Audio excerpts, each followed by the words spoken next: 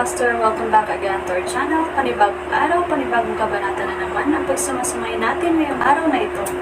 At kung bago ka sa ating channel, pag-click ang subscribe button and hit the notification bell para updated kayo sa ating mga susunod na videos. So mga Master, bago natin simulan ang ating kabanata ngayong araw na ito, huwag po sana natin skip yung ads mga Master, no, dahil malaking bagay na po yan sa ating munting channel. So simulan na natin kabanata ngayong araw na ito. Let's go! Kabanata 4701-4720. Kabanata 4701. Ito ay espesyal na ginawa para kay James. Sir James, ang sangkap na iyon ay nababagay sa iyo ng mabuti. Tunay na binabago nito ang iyong buong pag-uugali, sabi ni Zinnia ng may ngiti. Ikaw ay maliit na brat, mula kailan ka naging isang matamis na tagapagsalita. Si James ay naglalaro, pagkatapos ay tumayo at nakaunat. Noon lang, nakabukas ang pinto, at naglalakad si Yusef. Sa sandaling lumakad siya sa loob, hinarap niya si James, Sir James. Wala ka bang kaugalian? Lumabas ka. Kumatok bago pumasok, pangungot siya ni James. Nakuha ito. Agad na umatras si Yusef, malumanay na isara ang pintuan bago kumatok at humingi ng pahintulot na pumasok. Halika, tamad si James. Pumasok si Yusef na may ngiti. Sir James, halos lahat ay nagtipon. Naghihintay lang kami sa iyo. Magaling. Sa pamamagitan ng mga kamay na casual na nakatiklop sa likuran ng kanyang likuran, lumabas si James sa silid at nagpatuloy patungo sa pinakamahalagang rurok ng pangunahing bundok. Agad siyang dumating. Sa harap ng pangunahing bulwagan sa pangunahing bundok, ang mga powerhouse mula sa iba't ibang mga sekta, lipi, at karera ng distrito ng Verde ay nagtipon. Kabilang sa mga ito ay tumayo ng mga maalamat na powerhouse mula sa siyam na distrito ng Endlos. Ang pagdating ni James ay nai-broadcast sa kabila ng Verde Academy, ang eksena na naglalabas sa real-time. Sa labas ng akademya, ang mga nabubuhay na nilalang mula sa bawat sulok ng distrito ng Verde ay nagtipon. TS na James, nagtataglay siya ng isang tiyak na kagandahan. Ang paningin ay inaasahang lampas sa Verde Academy ng mga powerhouse ng Academy.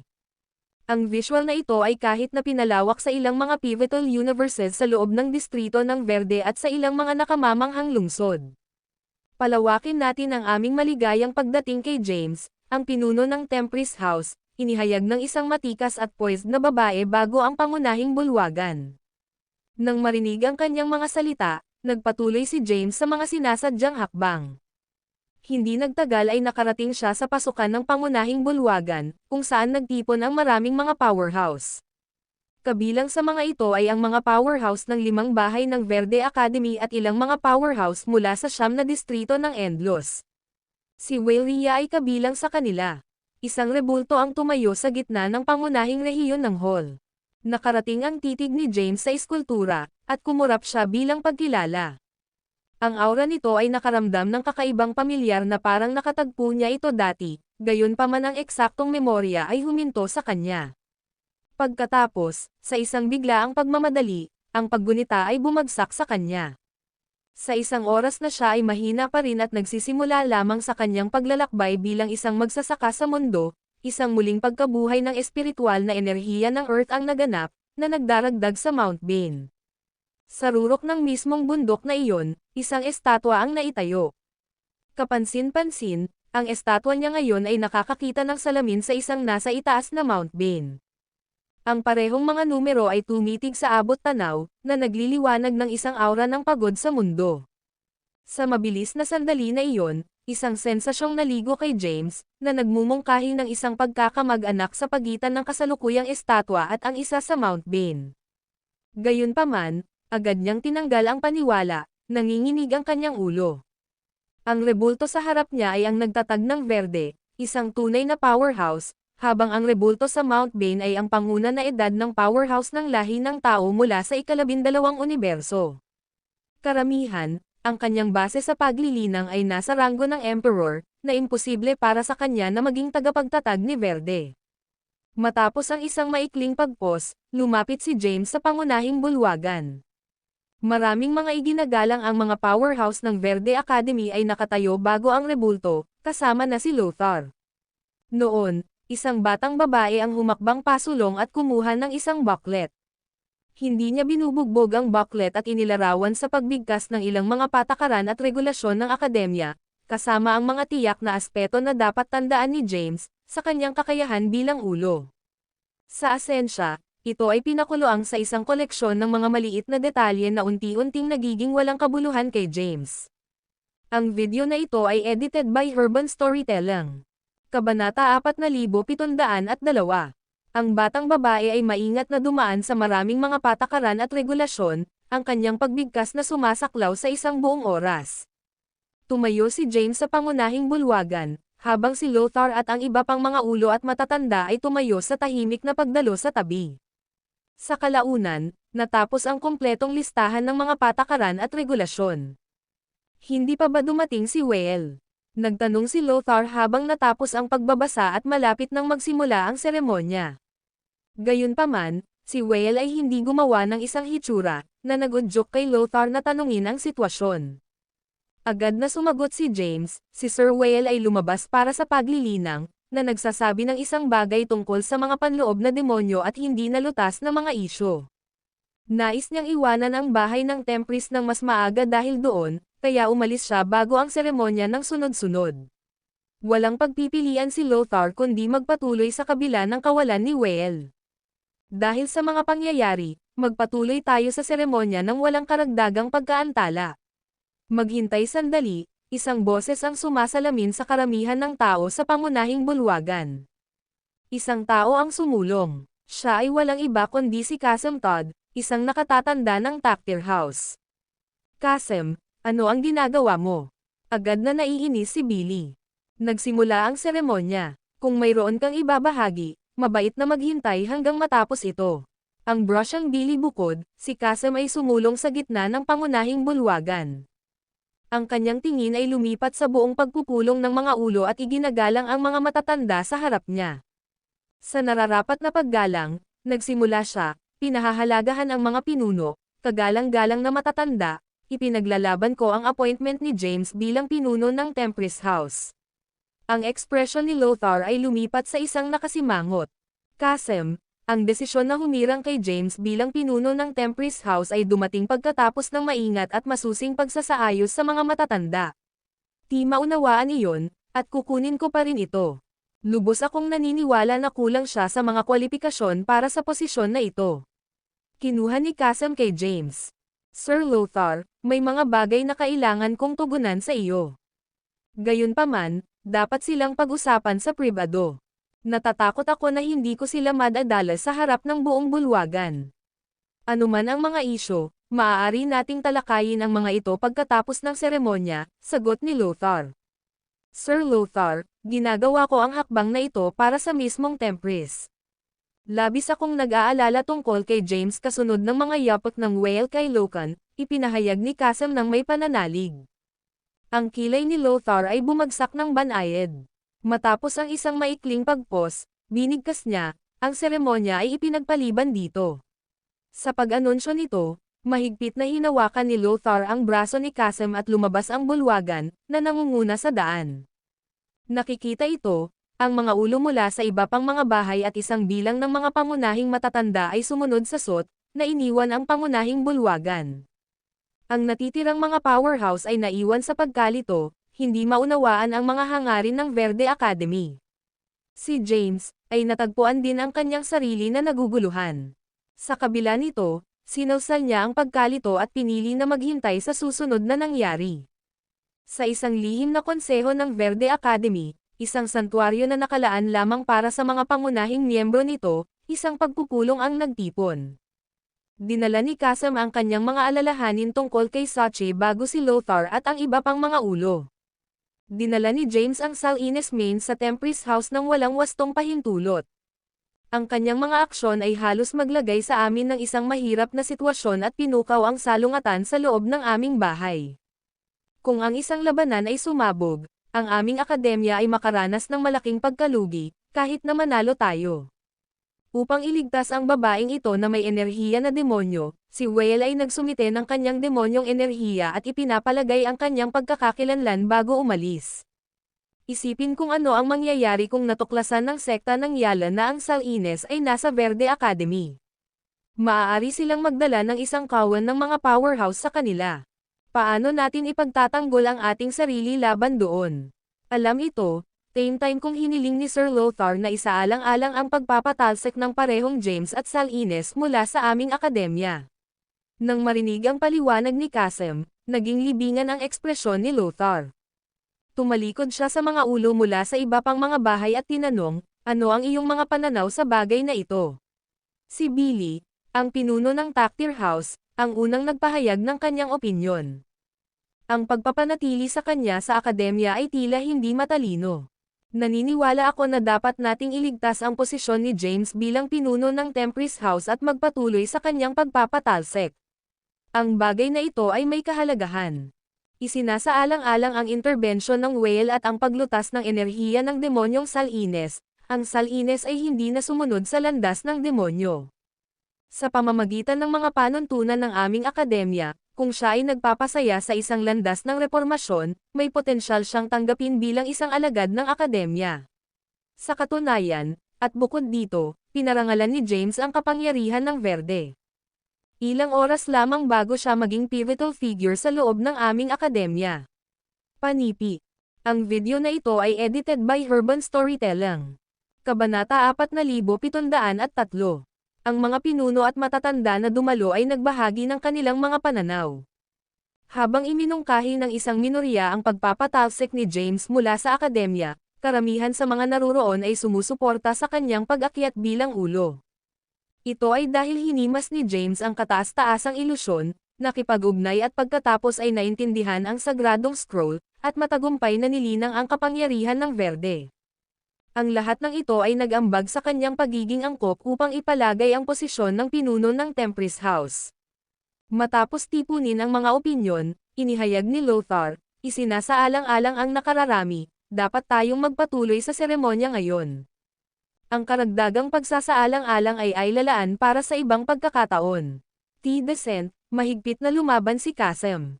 Sir Lothar, tumututol ako. Desidido na hamanin si James. Bilang isang nakatatanda, kung hindi niya ako malalampasan, paano siya maituturing na karapat-dapat sa pamagat? Walang kaparerikan, Lothar retort ng matindi. Kasem, alam mo ba ang iyong sarili at mga ranggo ng paglilinang ni James? Paano maaaring maging isang tugma si James para sa iyo? Kahit na hindi papansin ang kanyang mas mababang ranggo ng paglilinang, paano mo maaaring bigyang katwiran ang paghirang sa kanya bilang pinuno ng Tempris House? Ang Verde Academy ay magiging isang laughingstock kung ang mga balita tungkol dito ay kumakalat.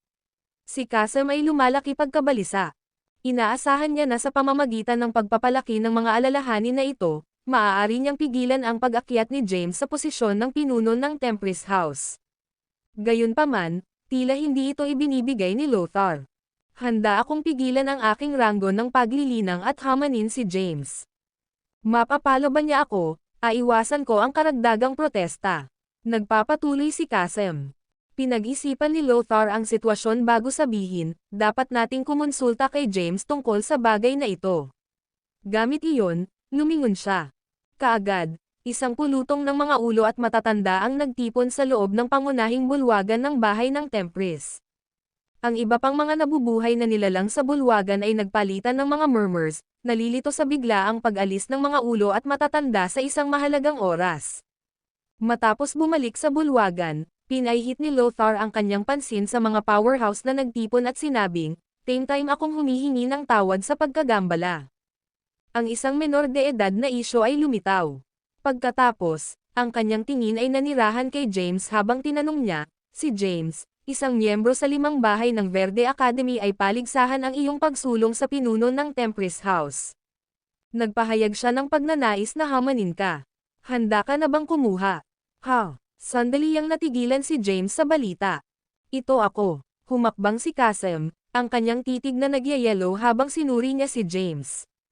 Ako ay isang elder mula sa Taktir House. Nalaman kong mababa ang iyong base sa paglilinang, at itinuturing kong hindi karapat-dapat na ipalagay ang posisyon ng ulo ng Tempris House. Balak kong hamanin ka, panigurado. Hindi ko sinasamantala ang sitwasyon. Dapat kong pigilan ang aking ranggo ng paglilinang sa ranggo ng walang hanggan para sa ating paghaharap. Sinuri ni James si Kasem, na gumagamit ng kanyang pangunawa sa Zen upang makakuha ng mga pananaw. Ibinigay niya na ang lupain ng paglilinang ng Kasem ay nasa huling yugto ng ranggo ng Kailam Acme at nakamit na niya ang walang hanggan. Gayunpaman, hindi tiyak na masusukat ni James ang lakas ng Kasem sa loob ng ranggo na walang hanggan na ranggo ng Kailam. Gayunpaman, sa kabila ng ranggo ni Kasem, hindi malakas ang kanyang aura. Kulang ito ng walang talo na resonance na nakatagpo ni James kapag nahaharap sa iba pang mga Kailam na walang hanggan na ranggo ng mga powerhouse tulad ni Ivan, Zelonath, at Master ng Dugo ng Ninuno. Iminungkahi nito na ang mastery ng Kasem ng Kailam na walang hanggan na ranggo ay maaaring hindi malakas. Posible na naabot niya ang walang hanggan sa iba pang mga larangan bago ganap na master ang mga ito. Pinag-isipan ni James kung dapat niyang ipahayag na hindi niya kailangan si Kasem upang sugpuin ang kanyang ranggo sa paglilinang. Gayunpaman, nag-aalala siya na maaaring itago ni Kasem ang kanyang tunay na lakas.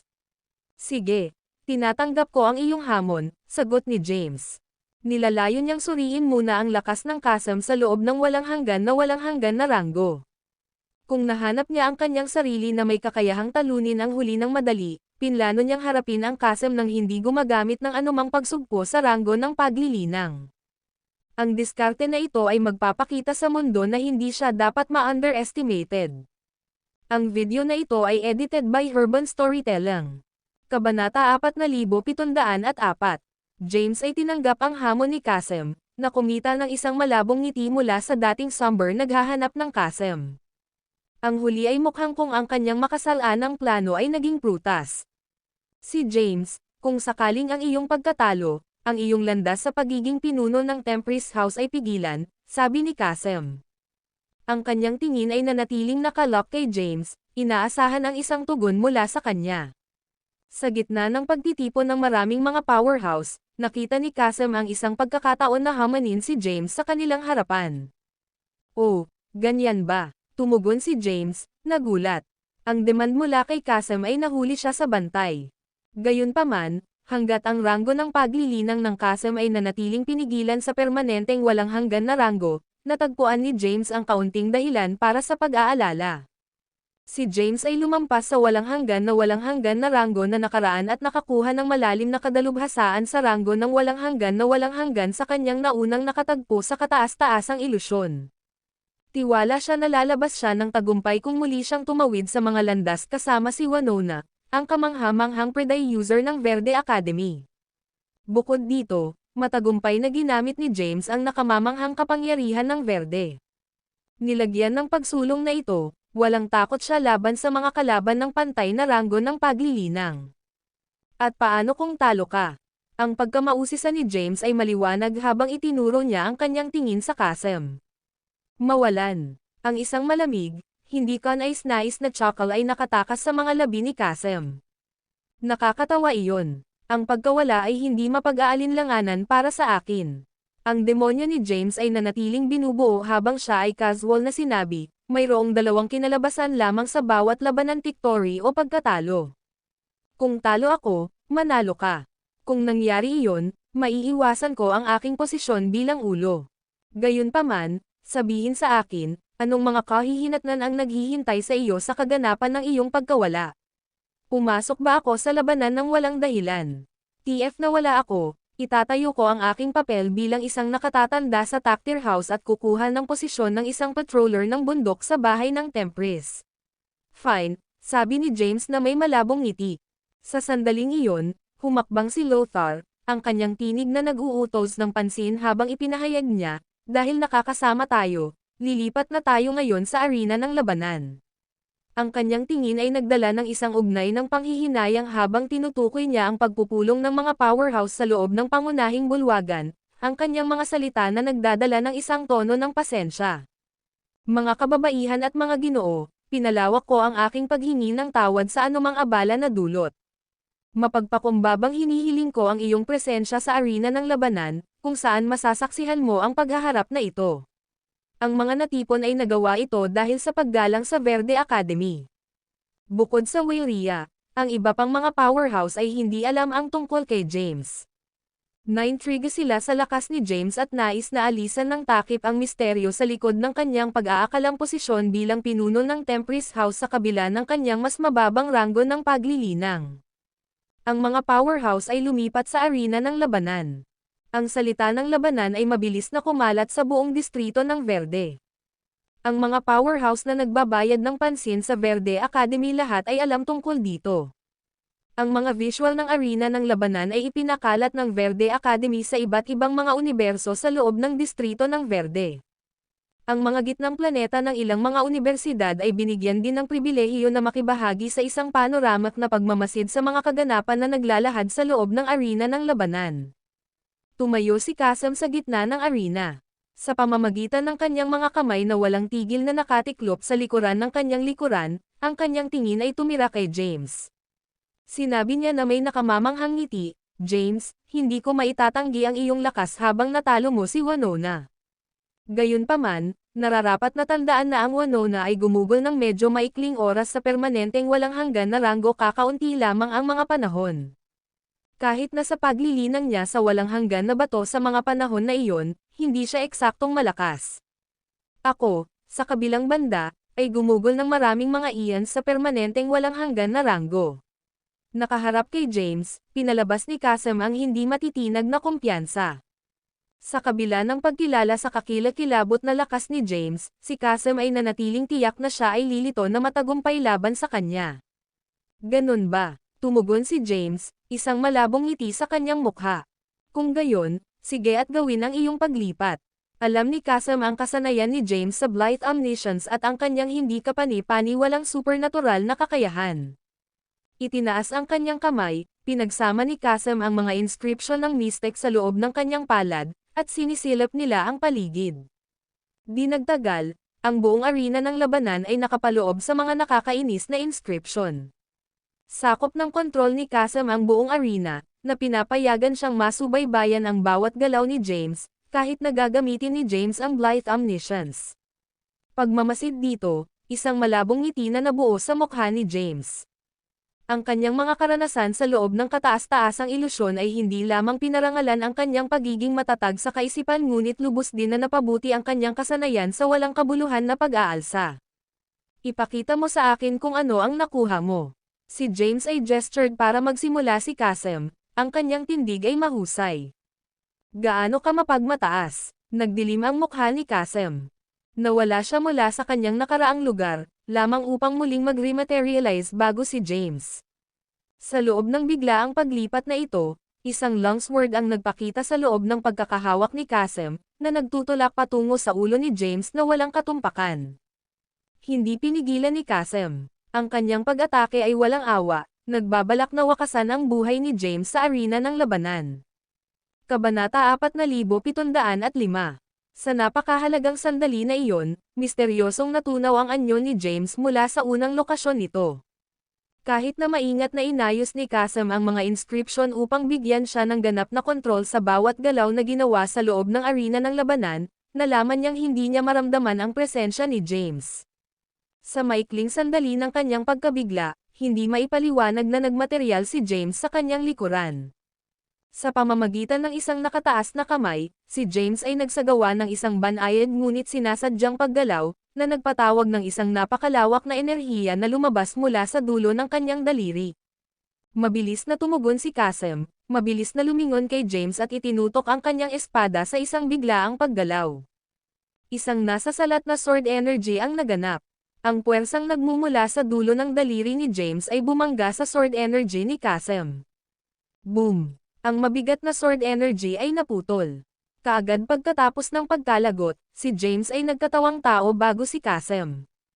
Itinutok niya ang kanyang daliri sa dibdib ni Kasem, na lumikha ng isang madugong butas habang ang katawan ni Kasem ay tinusok at itinapon ng isang malakas na puwersa.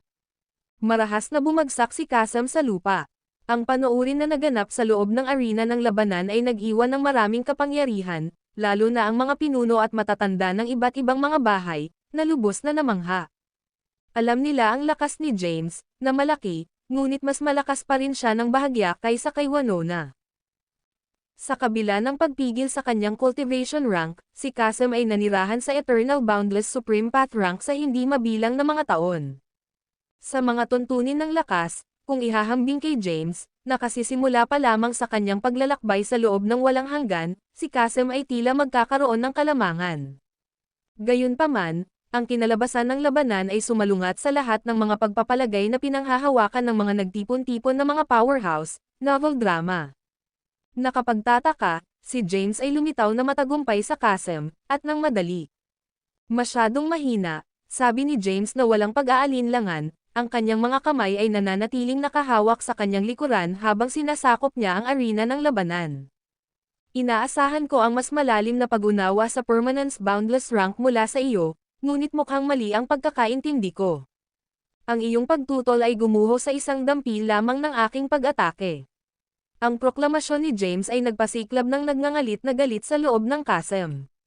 Sa isang paputok na pag-akyat, lumundag siya pataas, binasag ang mga hangganan ng pagsugpo sa ranggo ng paglilinang. Ang kanyang katawan ay nagradiated ng isang kahanga-hanga at napakalaking puwersa, ito ay ang aura ng Kylem Boundless rank. Kabaligtaran sa dati niyang anyo, naglabas na siya ngayon ng hindi kapani-pani walang makapangyarihang aura, na nagpapahiwatig ng kanyang dakilang lakas. Kung ang dati niyang anyo ay ihahambing sa isang maliit na bato, isa na siyang napakalaking bundok. Ano ito? Tanong ni James na nakatutok ang tingin sa galit na si Kasem. Nangaral ka tungkol sa pagsugpo sa iyong ranggo ng cultivation, ngunit sa harap ng pagkatalo, isinantabi mo ang iyong mga hadlang at ibinunyag ang iyong tunay na kapangyarihan. Nawala na ba ang kahalagahan ng konsepto ng pagsugpo sa ranggo ng paglilinang? Tama na. Ang tinig ni Lothar ay nanggaling sa kabila ng arena ng labanan. Kasem, determinado na ang iyong pagkatalo. Tapos na ang usaping ito ngayon. Dumilim at malungkot ang mukha ni Kasem. Agad siyang napuno ng panghihinayang. Ang pagmamaliit ay nagdulot sa kanya na maliga. Hindi niya inaasahan na ganoon kalakas si James, na bagong pasok sa Permanence Boundless rank. Gayunpaman, ipinakita ni James ang lakas na higit na nalampasan ang ipinakitang lakas laban kay Winona. Kung nalaman ito ni Kasem, hindi niya sana pinalaki ang pagsupil sa kanyang ranggo sa paglilinang. Nanatili ang tingin ni James kay Kasem. Ang walang pidyaw na kapangyarihan ni Kasem ay naglabas ng nakakatakot na aura, kapansin-pansing kakilakilabot at labis na nakakatakot. Sa una, si James ay nagplano na talunin si Kasem habang ang kanyang cultivation na ranggo ay pinigilan, pagkatapos ay harapin siya sa kanyang tuktok. Gayunpaman, nasaksihan ang tindi ng nangingibabaw na aura ni Kasem, napagtanto niya na kahit naubusin niya ang bawat mapagkukunang magagamit niya, ang Chaos Sword, Chaos Power, at maging ang Verde Power, gagawin niya. Ay lubos na mahihigitan ni Kasem na nasa Kylem Boundless rank. Ang lakas ni Kasem, bagamat hindi katumbas ng kay Ivan, ay tumaas hanggang sa puntong may kukumpara siya kay Zelonath, ang mismong individual na minsang humabol sa kanya ng walang humpay. Damn it, pagmumura ni Kasem. Gayunpaman, hindi siya pinansin ni James. Sa pagtatapos ng labanan, hindi na kailangang gumawa ng anumang karagdagang mga hakbang. Kinilala ni James ang kahalagahan ng pagpapatibay ng isang maingat na paninindigan at tame time na nakatuon sa kanyang paglalakbay sa paglilinang. Pinag-isipan niyang maglaan ng oras upang linangin sa loob ng kalawakan ng Eternal Boundless rank at maghanda para sa kanyang kasunod na pag-akyat sa Terra Acme Path. Kabisado na ni James ang Tenfold Realms Transcendent Sutra, at kaya niyang maglinang sa medyo mabilis na bilis. Ang video na ito ay edited by Urban Storytelling. Kabanata 4706.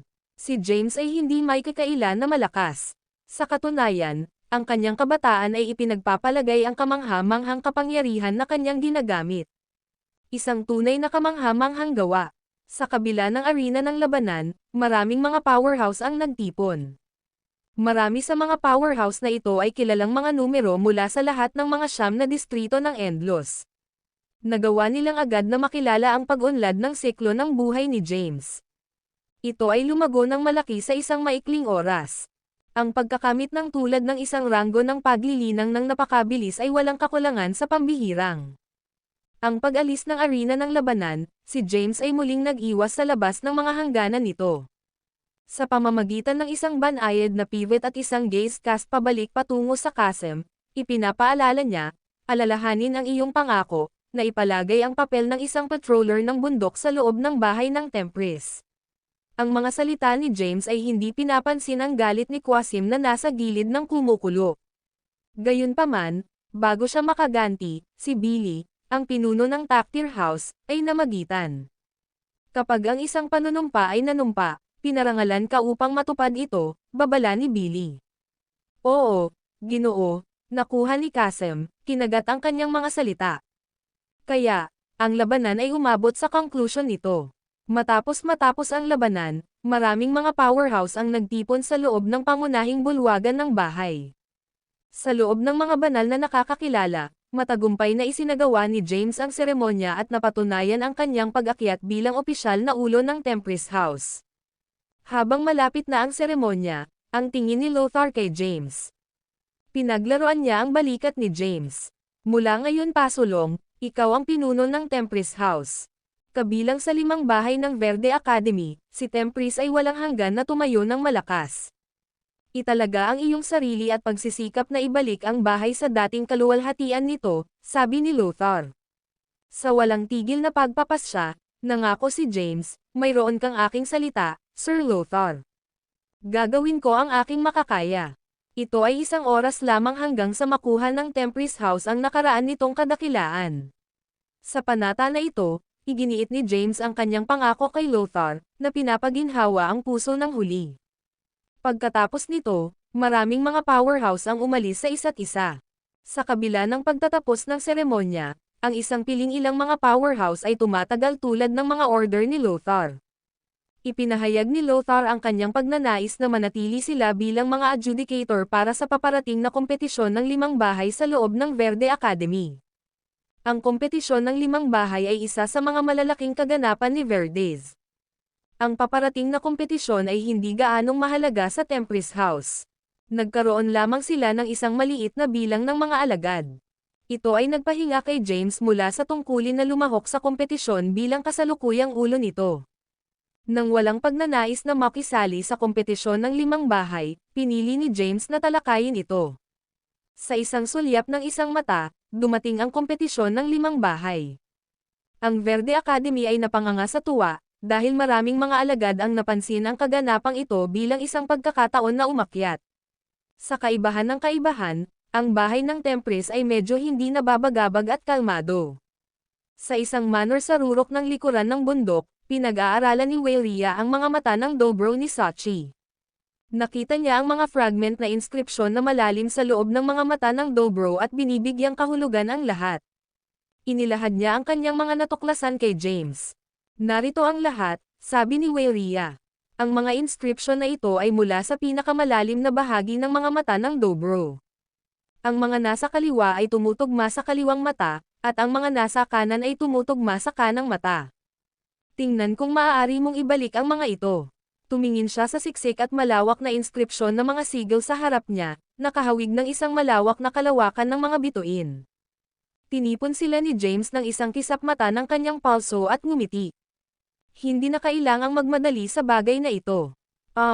Wayria, may gusto kong talakayin sa iyo. Ano ito? Biglang, pinagtibay ni James ang isang magalang na pag-uugali, na nahuli si Wayria. Hindi sinasadya, tumalikod siya at sinabi, maaari mong kalimutan ang ideya na ipinanganak ang iyong anak. Umatras siya ng ilang metro, protektado ang kanyang mga braso. Nang marinig ito, si Sachi, na nakatayo sa tabi nila, ay hindi mapigilan ang kanyang pagtawa. Si James ay hindi nagsalita. Ano ang nangyayari sa isip ni Wayria? Gusto niya lang siyang maging isang matanda sa Tempris House. Paano ito naging isang pag-uusap tungkol sa pagkakaroon ng isang anak na lalaki? Nagbigay siya ng ilang dry ubo. Ang video na ito ay edited by Urban Storytelling. Kabanata 4707. Miss Wayria, huwag maging katawa-tawa. Ano ito tungkol sa isang anak na lalaki? Nais ko lang naanyayahan kang sumali sa Tempris House at maging isa sa mga matatanda nito, paliwanag ni James.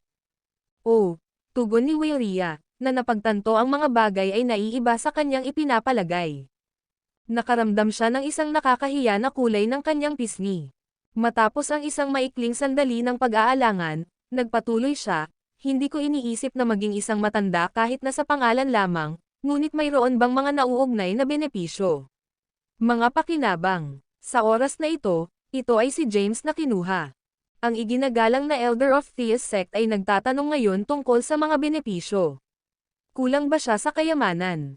Paano ang tungkol sa pagkakaroon ng isang anak na kasama ko? Sumakay si James.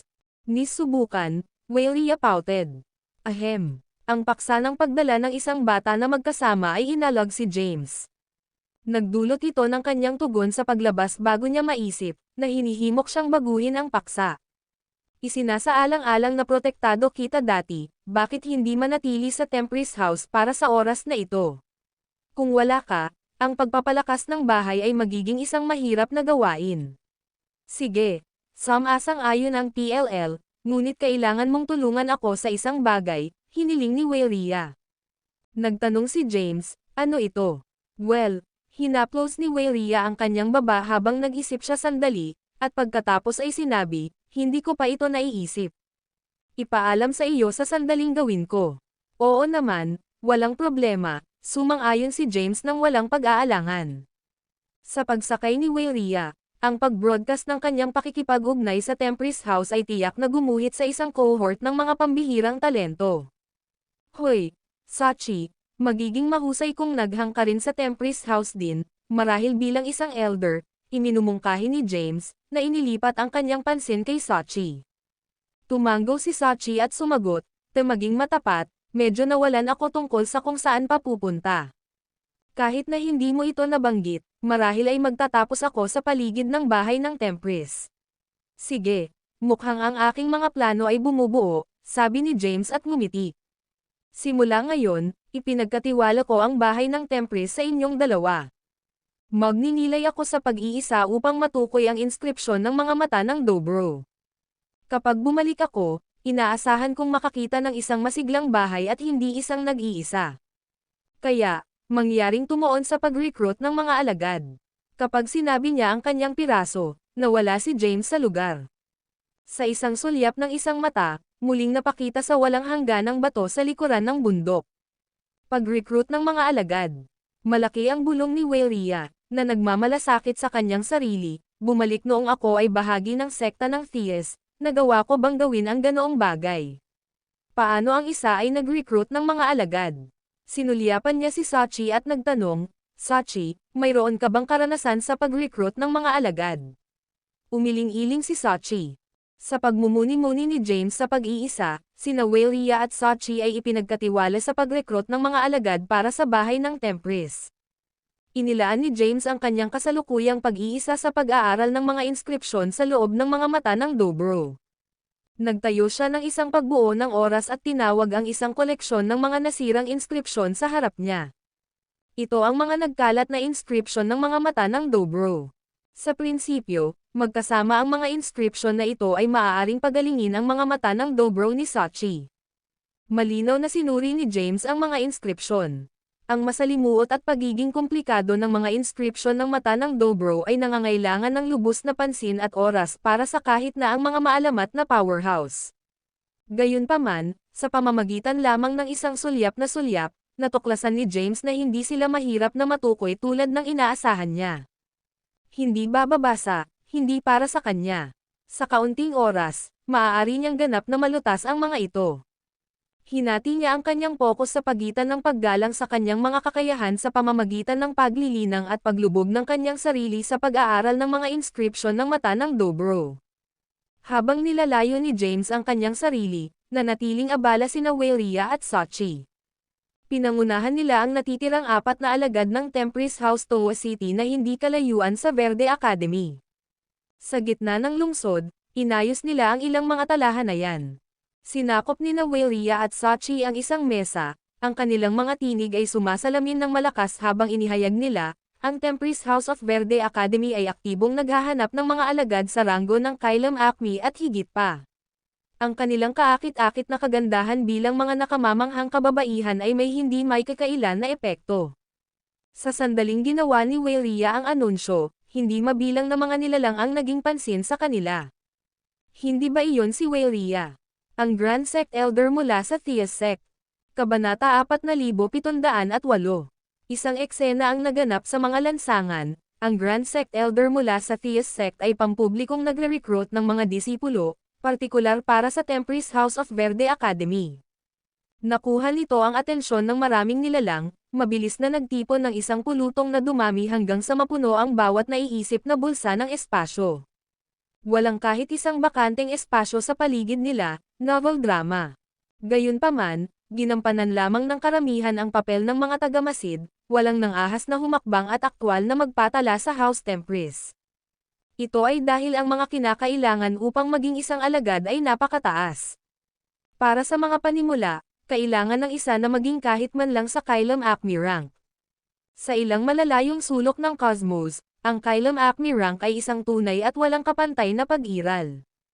Sa sandaling ito, isang lalaki ang lumapit sa malayo. Nakabalot ng matingkad na kulay abo na damit, ang kanyang mukha ay may taglay na hangin ng kapanahunan, ang kanyang mukha ay nakikilala sa taglay nitong kagwapuhan. Isang mahabang espada ang nakasabit sa kanyang likuran. Sa bawat sinadyang hakbang, mabilis niyang isinara ang distansya hanggang sa tuluyang lumitaw sa harap ng ulap. Ang bawat pulgada ng espasyo sa paligid ng Weylia ay napuno ng walang puwang o siwang na naiwang walang laman. Ang aura ng lalaki ay tumagos sa paligid, na bumubuo ng banayad na puwersa na nagtulak sa mga nasa paligid niya na umatras. Isang daanan, na parang hinubog ng kanyang presensya, ang lumitaw bilang mga nilalang na nabubuhay na likas na gumawa ng paraan para sa kanya. Panay ang pagpindot niya pasulong, may layuning naglakad patungo sa kanyang destinasyon. Maya-maya, tumayo siya sa harapan ni Weylia. "One D like to enroll," deklara niya. Inangat ni Weylia ang kanyang tingin, ang biglang pagdating ng lalaki ay nagdulot ng malabong ngiti sa kanyang mga labi. Tinanong niya siya, "Maaari ko bang malaman ang iyong pangalan?" "Gwynten Yanes," sagot ng lalaki. Nakatayo siya roon, sa kabila ng kawalan ng aura, ang kanyang presensya ay humanga sa lahat ng naruroon sa sandaling iyon.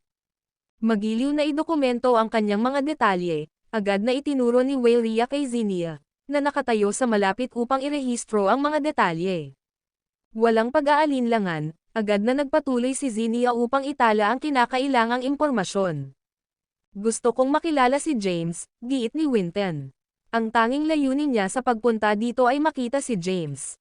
Siya si Winton, ang hari ng Yaniri na nakatagpo ni James sa landas ng makalangit na paggising. Si Winton ang unang individual sa parehong ranggo ni James na maaaring magbigay ng inspirasyon sa kanyang pangamba.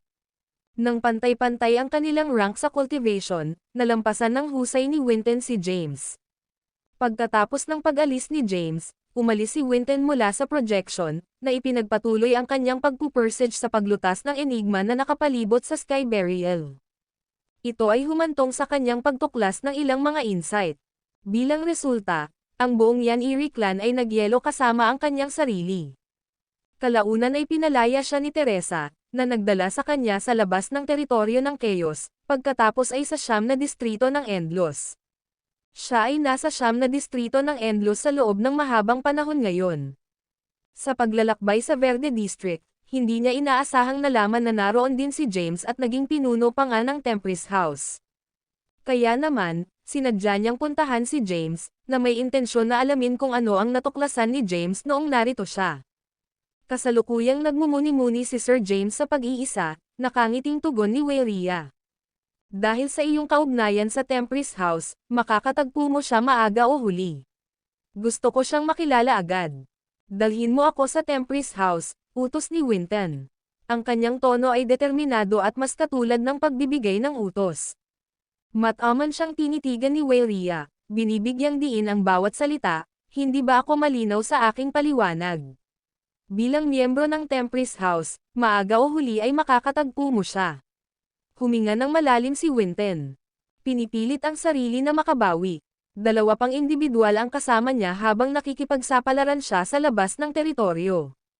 Gayunpaman, isang maliit na sakuna ang humantong sa kanilang paghihiwalay pagkatapos umalis sa Chaos.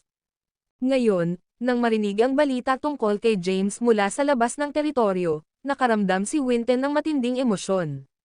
Bukod dito, nakakita siya ng isang virtual na display na nagpapatunay na si James ng Tempris House ay ang parehong taong nakatagpo niya noon. Ngayon sa loob ng hangganan ng Verde District, hindi siya nakaramdam ng pagkaapurahan. Sa sandaling ito, si James ay nasa ibabaw ng Boundless Rock sa likod ng bundok ng Tempris House. Pinaganya niya ang Tenfold Realms Transcendent Sutra sa sukdulan nito, na patuloy na sumisipsip ng enerhiya ng langit at lupa upang palakasin ang kanyang lakas. Sabay-sabay, isang path fruit ang lumipad sa itaas ng kanyang ulo, naglalabas ng malaking enerhiya na naabsorb din niya. Ang video na ito ay edited by Herban Storytelling. Kabanata 4700. Numerous mystical inscription na nag-hover sa air bago si James. Ito ang mga inskripsyon ng mga mata ng Dobro. Isinawsaw ni James ang kanyang sarili sa pag-aaral ng mga inskripsyon na ito. Sa pamamagitan ng kanyang masusing pagsusuri, ang mga nagkalat na inskripsyon ay dahan-daang kinuha bilang form na walang tahi. Gamit ang primal mantra, binuksan sila ni James, na ipinapadala ang mga ito sa kanilang pinaka-rudimentary at pangunahing forma. Ang mga araw ay naging gabi, at ang oras ay nadulas. Nalubog sa proseso ng paglilinang, nawala si James sa lahat ng oras. Sa buong panahong ito, ang kanyang lakas ay hindi sinasadyang nadagdagan, at ang kanyang pag-unawa sa mga inscription ng mga mata ng Dobro ay lumalim. Inukit niya ang mga inskripsyon na naintindihan niya sa kailaliman ng kanyang mga mata. Ang kanyang mga mag-aaral ay lumalim, nakahawig ng isang walang katapusang kalawakan ng starlit sky na walang abot tanaw. Sa loob ng mga panloob na sulok ng kanyang mga mag-aaral ay naglalagay ng mga inscription ng enigmatic. Sa sandaling iyon, ang kamalayan ni James ay gumalaw, ang mga inskripsyon sa pinakamalalim na core ng kanyang mga mag-aaral ay nagsimulang magbago, na naglalabas ng napakalaking kakila-kilabot na kapangyarihan. Sa isang instant, isang napakalaking mata ng walang kapares na laki na material sa kalangitan sa itaas ng bahay ng Tempris. Ang mata na ito ay naayos ang tingin nito sa buong bahay ng Tempris, na sumasaklaw sa lahat ng 5 bahay ng Verde Academy. Ang ilan sa mga powerhouse sa loob ng 5 bahay ay nadama ang kakila-kilabot na maaaring. Tiis na ang mga mata ng Dobro. Sa likurang bundok ng Verde Academy, tinitigan ni Lothar ang napakalaking mata sa kalangitan, ang kanyang pagkabigla ay maliwanag sa kanyang pagpapahayag. Mayroon bang ibang may hawak ng Dobro na nasa bahay na Tempris? Sinubukan niyang madama ang bahay ng Tempris, at nang mapagtanto na ito ay si James na nag-trigger ng mga mata ng Dobro, lumago ang kanyang pagtataka. Gaano karaming mga talento ang itinatago niya? Ang kanyang libong mga landas na banal na katawan ay sapat na kahanga-hanga, at ngayon siya rin ang may hawak ng mata ng Dobro. Sinabi ng mga alamat na ang mga mata ng Dobro ay hindi malilimutan mula pa noong unang panahon. Ang taong ito ay tunay na nakakaalam kung paano maghatid ng hindi inaasahang sorpresa. Sa isang manor sa likurang bundok ng Tempris House, pinasaya ni Sachi, ito ang kapangyarihan ng Dobro Eyes. Ginawa ito ni James. Nagtagumpay siya. Tinitigan din ni Wayria ang napakalaking mata sa kalangitan. Sa loob ng mata na iyon, naramdaman niya ang isang nakakabagabag na kapangyarihan. Nagbulong siya sa kanyang sarili, ang walang talo na mga mata ng Dobro. Kung gaano nakakatakot, pinag-aralan lamang ni James ang kanilang mga inscription at nagawa na niyang maimbitahan ang kapangyarihan ng mga mata ng Dobro. Ang aktwal na mga mata ng Dobro mismo ay dapat na maging mas nakakatakot. Sumulyap siya kay Sachi sa tabi niya. Sa walang hangganang bato, pinamamahalaang ni James na maunawaan ang mga pangunahing kaalaman sa mga inskripsyon ng mga mata ng Dobro. Ang pag-imbed sa kanila sa loob ng kanyang sariling mga mag-aaral, nagpatupad siya ng isang maniobra upang bahagyang ibahin ang anyo ng kanyang sarili sa isang may hawak na mata ng Dobro. Gayunpaman, ang mga inskripsyon ng Dobro Eyes ay malawak, at ang kanyang pag-unawa ay bahagyang na-scratched ang ibabaw. Hindi niya lubos na magamit ang kapangyarihan ng mga mata ng Dobro. Kalaunan ay tinanggal niya ang kapangyarihan. Ang lakas ng mga mata ng Dobro ay kamangha-manghang. Kung nilinang sa rurok nito, walang sino man sa loob ng 9 na distrito ng Endlos na maaaring tumayo laban dito. Ngayon na nakakuha ako ng isang pangunahing pag-unawa sa mga mata ng Dobro, nalaman ko rin kung paano ibalik ang mga mata ng Dobro ni Sachi, aniya, tumataas at lumalawak. Di nagtagal, itinapon niya ang pagbuo ng oras at naramdaman ang daloy ng oras. Sa labas ng mundo, lumipas ang isang panahon. Sa asensya, isang buong panahon ang dumaan mula noong ipinapalagay niya ang posisyon ng ulo ng Tempest House. Sa loob ng pagbuo ng oras ng pagbuo, siya ay nilinang para sa maraming mga panahon. Bilang isang resulta, ang kanyang lakas ay lumago ng malaki kumpara sa kanyang nakaraang estado. Gayunpaman, ang landas sa pagkamit ng katayuan ng isang maalamat na powerhouse ay labis na mapaghamong. Nang itapon ni James ang pagbuo ng oras, maraming mga individual ang nakaramdam ng kanyang pagbabalik. Pagkaraan ng ilang sandali, maraming mga numero ang naging material sa harap niya, Wailia, Sachi, at Winten, ang individual na sumali sa Tempest House noong isang panahon. Ang mga ethereal figure na nabuo sa harap ng kanyang mga mata. Sa una, hindi niya nakilala ang kanilang pagbabagong anyo. Habang naging mas malinaw ang mukha ni Winten, ang pagtataka ay humawak, na hinihimok siya na mag-exclaim, Winten Yanes. Ang video na ito ay edited by Urban Storytelling. Kabanata 4710. Winten Yanes, ang Yan'Eri King. Ilang oras na si James na naabot ni Winten, Henrik at Wyatt ang endless na lampas sa distrito ng Chaos. Gayunpaman, hindi niya inaasahan na makatagpo si Winten matapos ang kanyang kasalukuyang pag-iisa. Naglakad si Winten patungo kay James, gaanong tinapik ang kanyang dibdib at nag-aalok ng isang malabong ngiti. Nagsalita siya, "Ako ay naging bahagi ng Tempest House para sa isang panahon. Mabuti na sa wakas makita kapag katapos ng iyong oras sa pag-iisa. Gusto mo ba lahat na magbigay sa amin ng ilang puwang?"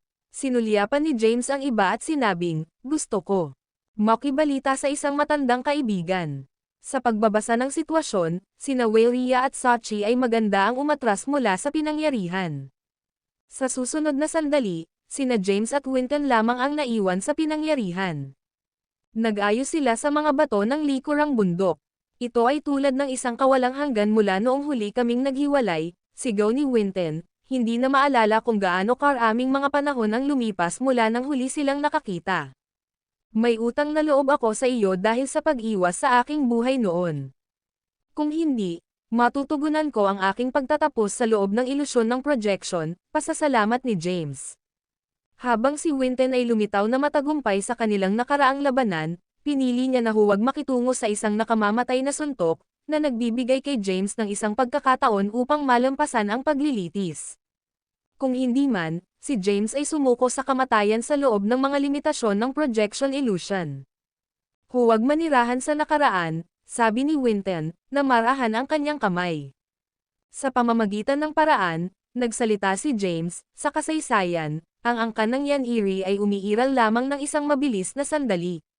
Sila ay umiiral ng maikli na kahit na ang mga karaniwang nabubuhay na nilalang ay hindi alam sa kanila. Ilang mga fragment record lamang ang umiiral sa mga sinaunang libro. Ano ang nangyari sa angkan ng Yan'Eri pagkatapos nito? Nang marinig ang mga salitang ito, naging malubha ang ekspresyon ni Winten. Huminga siya ng malalim bago dahan-daang ipinaliwanag, "Inilaan ko ang aking oras sa pagsasaliksik ng libing ng langit sa mga nakaraang taon. Kahit na matapos kang makatakas mula sa ilusyon ng projection, nagpatuloy ako sa aking pag-aaral. Hindi nagtagal, natuklasan ko ang ilang mga katotohanan tungkol sa libing ng langit. Ito sa huli ay humantong sa pagbubuklod ng angkan ng Yan'Eri."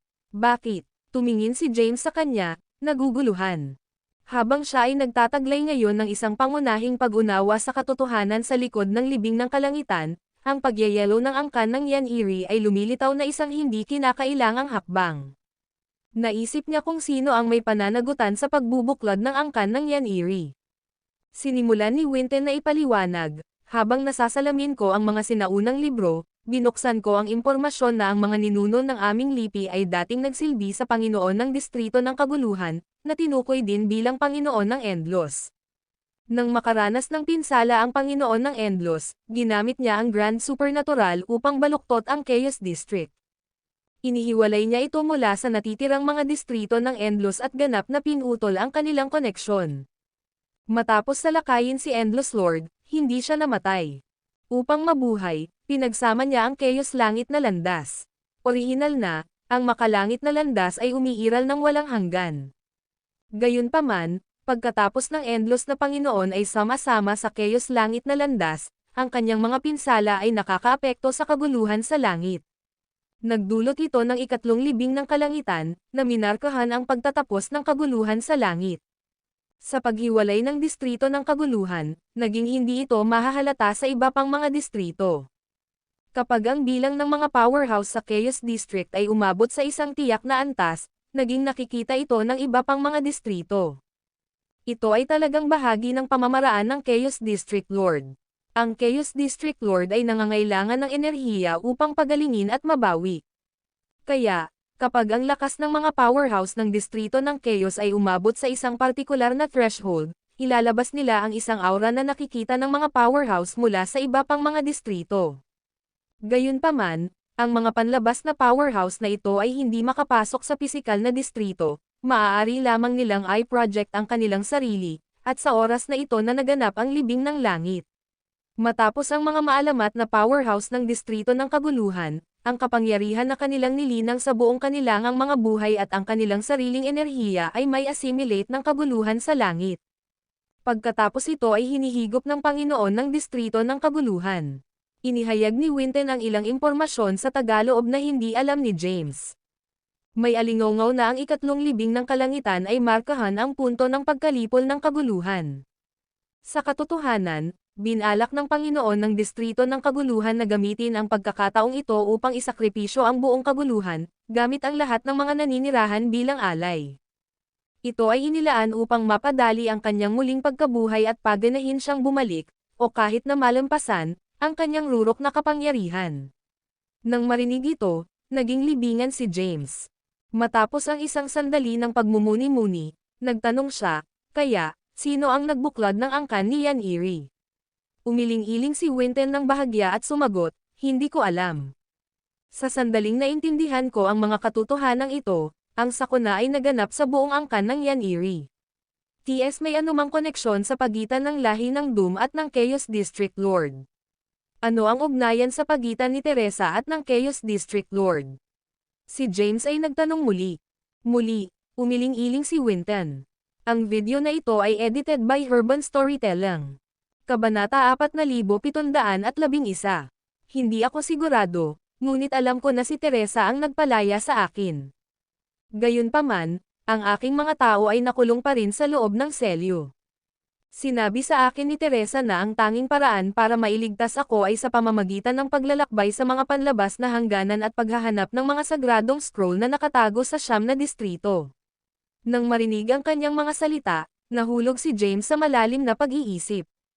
Kaya, narito si Winton para sa mga sagradong scroll. Mas mahalaga, sino mismo si Teresa at ano ang kanyang backstory. Ilang beses na akong natanggap sa kanya ng tulong ngayon. Kung hindi ito para sa kanya, patay na ako ngayon. Sa una, naisip kong ginagawa niya ang lahat ng ito upang pigilan ang libing ng Megasky at protektahan ang kaguluhan. Gayunpaman, tila hindi iyon ang kaso. Marahil ay sinusubukan niyang protektahan ang kaguluhan sa langit sa halip na ang kaguluhan mismo. Lalo na partikular, sinusubukan niyang i-save ang pinuno ng Chaos District na sama-sama sa Chaos Langit na landas. Kumusta naman sina Henrik Declan at Wyatt Dalibor? Tanong ni James. Itinaas ang mga browser ni Winton. Paano mo malalaman na narito rin sila? Sumagot si James, mayroon akong mga paraan. Hindi siya pinindot ni Winton para sa isang sagot. Naghiwalay kami sa sandaling lumabas kami ng kaguluhan. Ipinadala ba sila rito upang hanapin din ang mga sagradong scroll? Umiling-iling si Winton. Wala akong ideya kung bakit sila ipinadala dito. Wala pa silang sinabi sa akin na may kaugnayan sa paksa. Nakalimutan kong tanungin din sila. Ang paliwanag ni Winton ay medyo nakumpirma ang mga hinala ni James. Tiyak na may higit pa kay Zizel Dalibor. Marahil ay nagtatago siya ng isang napakalaking, nakakagulat na lihim. Marahil siya ay isang inapo ng pinuno ng distrito ng Chaos. Bukod dito, ang kanyang layunin ay marahil ay iligtas ang kanyang ama o ninuno kaysa sa protektahan ang kaguluhan. Kung hindi, hindi siya magkakaroon ng kakayahang i-unlock ang distrito ng kaguluhan. Nag-isip si James. Sa pamamagitan ng paraan, Narinig ko ang mga alingaw-ngaw na ikaw talaga ang muling pagkakatawang tao ng isang walang kapantay na powerhouse mula sa labas ng teritoryo. Ano ang tungkol sa? Si Winton ay tumingin kay James na mausisa. Massage ni James ang sentro ng kanyang mga browser habang umiling-iling siya. Hindi niya makumpirma ang bisa ng pag-angkin. Kahit hanggang ngayon, hindi maalala ni James ang anumang mga alaala sa isang nakaraang buhay. Sapat na tungkol doon, sinabi ni James, hindi alintana kung ano ang katotohanan, kakailanganin lamang nating ituon ang ating kasalukuyang pag-iral sa Tempest House. Habang nagsasanay tayo at mas mahusay ang ating sarili, handa na tayong harapin ang mga katotohanan ng distrito ng Chaos at ang mga libing ng langit kapag hindi sila natuklasan sa isang araw. Tumango si Winton. Nakarating si James sa kanyang mga paa. Makikita ko ngayon sina Waylia at Sachi. Sumama ka sa iyo. Tumayo si Winton. Pagkatapos, silang dalawa ay nagtungo sa manor kung saan nanatili sina Waylia at Sachi. Nang dumating sina James at Winton sa manor, ang ekspresyon ni Sachi ay maliwanag na nakita niya ang pares. Umakyat siya kay James at nagtanong sa isang bahagyang nanginginig na tinig, totoo ba na maibalik mo ang aking mga mata ng dobro? Siyempre, pinutok ni James ang kanyang malawak na ngiti. Sa pamamagitan ng paraan, wala na ako para sa isang panahon. Kumusta na ang mga bagay sa Tempest House ngayon? Ipinagmamalaki ni Waylia ang kanyang baba nang maririnig ang kanyang tanong. Kinontrol ko ang lahat, syempre. Nagawa naming mag-recruit ng maraming mga bagong alagad. Sa kasalukuyan, mayroon kaming higit sa 100,000 mga miyembro sa ranggo ng Kylum Acme. Mayroong milyon-milyong mga mag-aaral sa bahay ng Tempest ngayon. Panipi. Ang video na ito ay edited by Urban Storytelling. Kabanata 4712. Natapos mo na. Lubhang nasisiyahan si James na marinig ang balita. Nagkaroon pa rin ng malaking pagkakaiba sa pagitan nila at ng iba pang mga bahay sa mga tuntunin ng bilang ng mga mag-aaral. Gayunpaman, pinamamahalaang nila na gumawa ng gayong mahusay na mga hakbang sa isang panahon lamang. Tiwala si James na maaari silang maakit ang maraming mga mag-aaral sa oras. Gayunpaman, ang average na pagganap ng aming mga mag-aaral ay kasalukuyang nasa ibaba ng par. Iyon ay dahil tinanggap namin ang sinumang nagpahayag ng interes na sumali sa Tempest House. Hindi namin itinatag ang anumang anyo ng pagsusulit sa pagpasok upang matulungan kaming paliitin ang aming pagpili, paliwanag ni Waylia. Sagot ni James, ayos lang. Maaari kaming magtrabaho kaagad. Marahil maaari kaming magsagawa ng isang kaganapan para sa pag-enroll ng mag-aaral sa lalong madaling panahon at mag-alok ng ilang mga kayamanan bilang mga premyo. Tayako na maakit namin ang ilang mga may talento na magsasaka upang sumali sa amin. Si James ay hindi labis na nag-aalala tungkol sa isyo dahil ipinapalagay niya na ang bantog ni Waylia ay higit pa sa sapat upang maakit ang mga potensyal na talento sa kanilang bahay. Bukod dito, mayroon din silang prestihiyo ni Winton ngayon. Si Winton ay isang Terra Acme ranggo ng una kaming magkita. Ang higit pa, nakamit niya at painerpekto ang walang hanggan na estado sa tuwing sumulong siya sa isang bagong ranggo. Kahit na siya ay nakulong sa isang selyo sa loob ng mahabang panahon, nagpapasalamat, hindi ito nakakaapekto sa kanyang mga kapangyarihan at base ng paglilinang. Naramdaman ko na naabot na ni Winton ang huli na yugto ng ranggo ng Kylum Acme. Marahil ay papasok na siya sa walang hanggan na estado sa lalong madaling panahon. Kailan ka sumulong sa walang hanggan na estado para sa ranggo ng Kylum Acme, Winton? Tumalikod si James kay Winton. Tumahimik si Winton sa isang maikling sandali at sumagot, hindi na ako nagsanay ng ilang oras mula nang ako ay nakulong sa selyo hanggang sa kamakailan lamang. Ang oras na ginugol ko sa walang hanggan na estado para sa ranggo ng Terra Acme ay medyo maikli. Kaya, ang pagpaplano ng IAM upang makamit ang estado na iyon para sa ranggo ng Kylum Acme sa lalong madaling panahon at tumuon sa pagperpekto ng aking paglilinang. Nagtatrabaho ako sa aking pagsasanay at paglilinang mula nang sumali ako sa Tempest House. Dapat kong makamit ang ranggo na walang hanggan na ranggo sa panahon ng aking susunod na saradong pintuan. Mahusay. Isang malaking ngiti ang nakabitin sa mukha ni James. Pagkatapos, tumingin siya kay Sachi. Sumama ka sa akin. Magsimula tayo sa pamamagitan ng pag-ayos muna ng iyong mga mata sa dobro. Tumungo sina James at Sachi sa walang laman na likuran, kung saan ito ay tahimik at mapayapa. Ang dalawa sa kanila ay nakaupo na nakaharap sa bawat isa sa lupa. Halos mapigilan ni Sachi ang kanyang kaguluhan. Mula pa nang masira ang kanyang mga mata sa Dobro, hindi naisip ni Sachi na posible na mabawi muli ang kanyang mga kapangyarihan. Gumawa pa siya ng isang kaila-hilakbot na pagpipilian noon na siya ay nagsisisi hanggang sa araw na ito. "TS, may anumang kailangan mo akong gawin, James?" tanong ni Sachi. "Hindi. Kailangan mo lamang manatili sa pag-upo," paliwanag ni James habang nakatitig siya sa mga mata ni Sachi. Nadama ni Sachi ang kanyang tingin sa kanya. Ang ginang ay namula sa kahihiyan at kumurap ng ilang beses. "Bakit ka kumikislap ng sobra? Nakita ko lang ang mga inscription na nakatago sa iyong mga mata. Hindi ko maramdaman ang mga ito kung patuloy kang kumikislap na ganyan," ungol ni James. "Oh, palmanatiling, kung gayon." Nararamdaman ni Sachi na nasusunog ang kanyang pisngi. Itinutok ni James ang kanyang konsentrasyon at tiningnan muli ang mga mata ni Sachi. Nang maglaon, pinamamahalaan niya upang mahanap ang nasira, hindi kumpletong mga bahagi sa mga inskripsyon. Itinaas niya ang kanyang palad at nabuo ang isang bola ng enerhiya. Dahan-dahan, ang enerhiya ay dumaloy sa mga mata ni Sachi at sinimulang ayusin ang mga inskripsyon na nakaimbed sa kanyang mga mata. Isa-isa, ang mga hindi kumpletong inskripsyon ay naging buo muli. Kasabay nito, isang malakas at mahiwagang enerhiya ang nagsimulang maayos sa mga mata ni Sachi. Ang dalawa sa kanila ay nanatili sa parehong posisyon sa loob ng maraming taon. Sa wakas, ibinaba ni James ang kanyang kamay at tumayo. Ang video na ito ay edited by Urban Storytelling. Kabanata 4713. Sachi ay maaaring sabihin na ang mga kapangyarihan ng kanyang mga mata ng Dobro ay naibalik habang agad niyang naramdaman ang mga inscription na nakapaloob sa kanyang mga mata. Ang ginang ay nakarating sa kanyang mga paa at ipinahayag ang kanyang pasasalamat kay James. "Hindi ako sapat na salamat, James. Paano kita mababayaran para sa lahat ng mga bagay na nagawa mo para sa akin?" Si James ay gaanong kumalas sa kanyang kamay. "Hindi ito malaking pakikitungo. Hindi mo na kailangang mag-alala tungkol dito. Bukod, nakuha ko rin ang kakayahang magamit ang mga mata ng Dobro habang sinaliksik ko sila.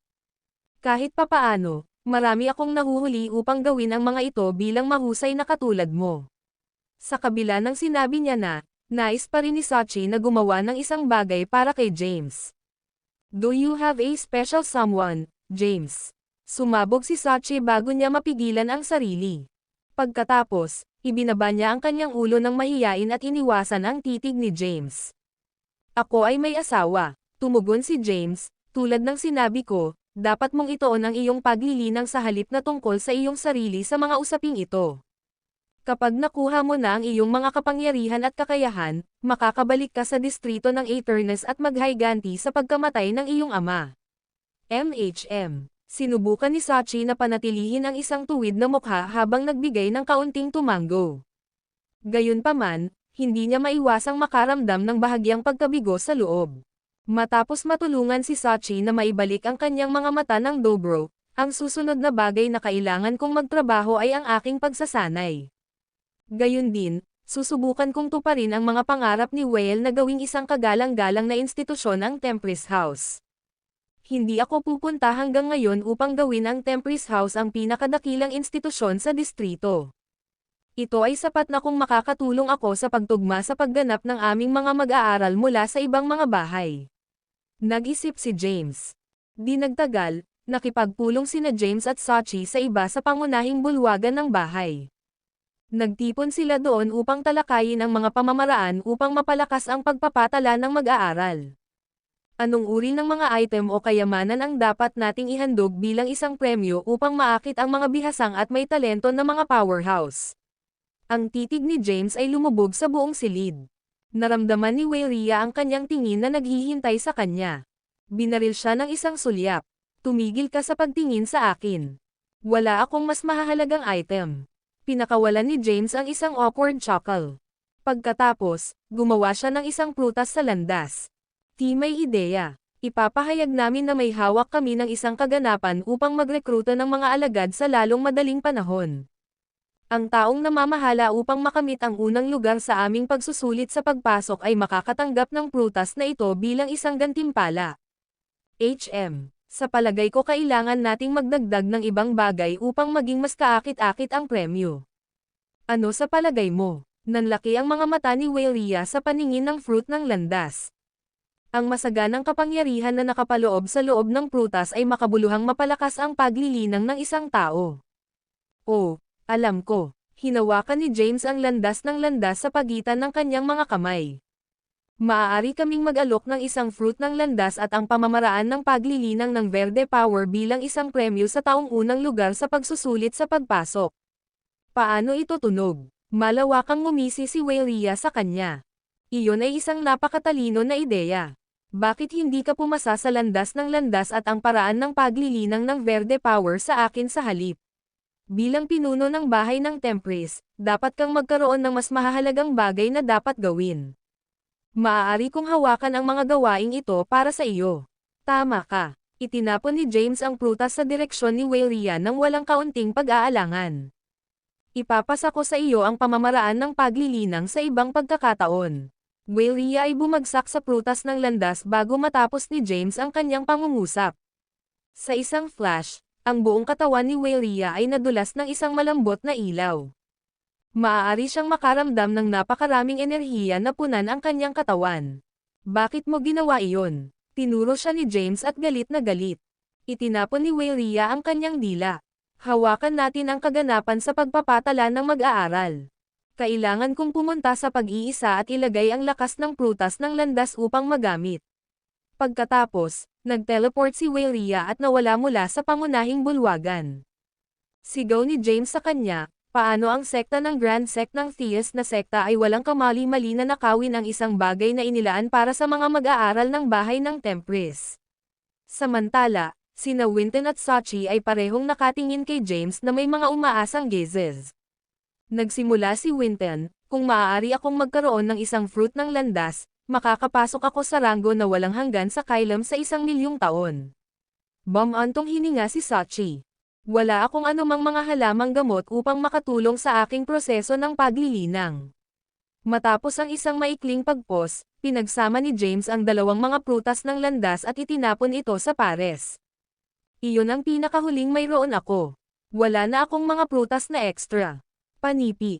Ang video na ito ay edited by Herban Storytelling. Kabanata 4714. James ay hindi natanggap na maraming mga prutas ng landas, upang magsimula. Ginamit niya ang ilan sa kanila para sa kanyang pagsasanay at paglilinang. Matapos mawala ang isang landas na prutas sa Waylia at ibigay ang isa pang dalawa ngayon, mayroon lamang siyang isang huling landas na naiwan sa kanyang pag-aari. Tumingin si James kay Winton. Ang walang hanggan na bato ay isang mahusay na tool na tumutulong na mapabilis ang bilis ng paglilinang ng isang tao. Hindi ako pupunta sa pag-iisa anumang oras sa lalong madaling panahon. Kaya, dapat mong gamitin ito para sa iyong pagsasanay.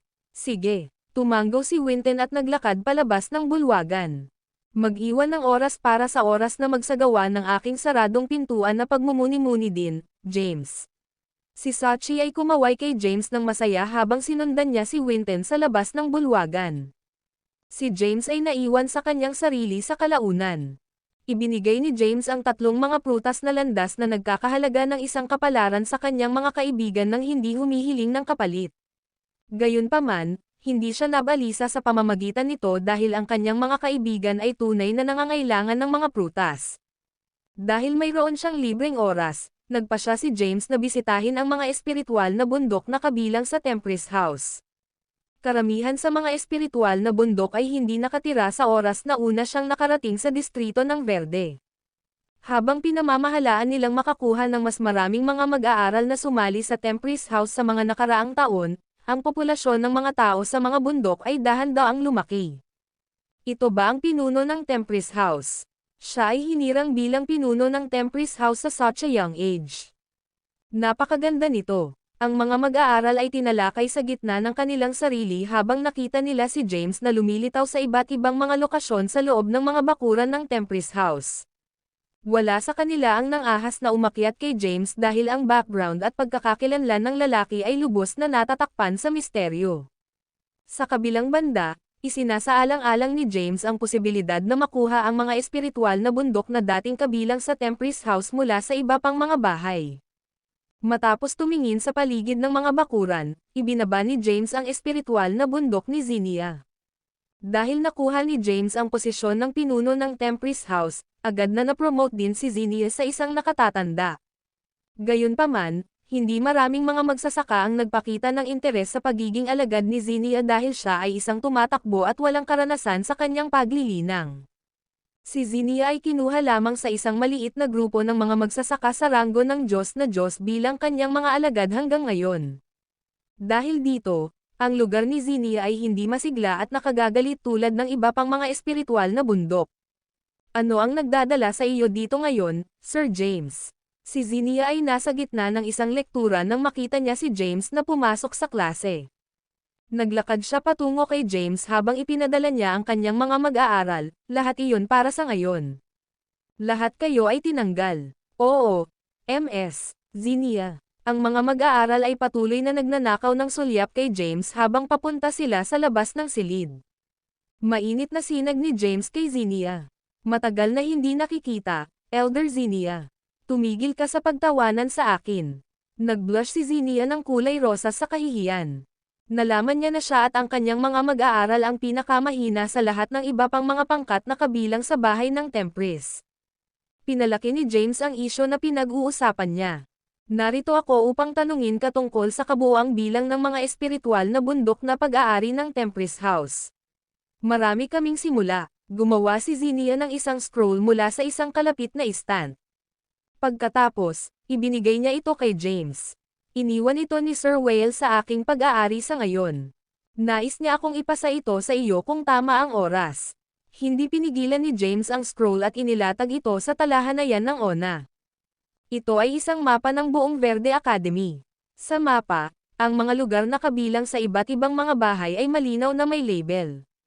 Ipinaliwanag ni Zinnia, ang mga lugar sa labas ng mga pulang linya ay ang mga espiritual na bundok na dating mga bakuran ng bahay. Ang kasalukuyang mga may-ari ng mga espiritual na bundok ay may label din sa mapa. Halos nascan ni James ang mapa. Pagkatapos, ligtas niya itong naimbak. Ano ang dapat kong gawin kung nais kong makuha ang mga espiritual na bundok? Sumagot si Zinnia, simple iyon. Una, maaari mong subukang tanungin ang kanilang kasalukuyang mga may-ari ng direkta upang maibalik ang kanilang pagmamay-ari ng mga espiritual na bundok. Pangalawa, maaari kang mag-isyo ng isang hamon. Maaari mong mabawi ang pagmamay-ari sa pamamagitan ng pagtalo sa kani-kanilang mentor o nakatatandang naninirahan sa mga espiritual na bundok na kasalukuyang. Pinangunahan ni James ang kanyang mga browser. Ang mga matatanda ng Verde Academy ay kadalasang higit na mahusay na mga magsasaka. Maaari kong talunin ang mga magsasaka na mentor. Gayunpaman, ito ay isang iba't ibang kwento pagdating sa mga matatanda.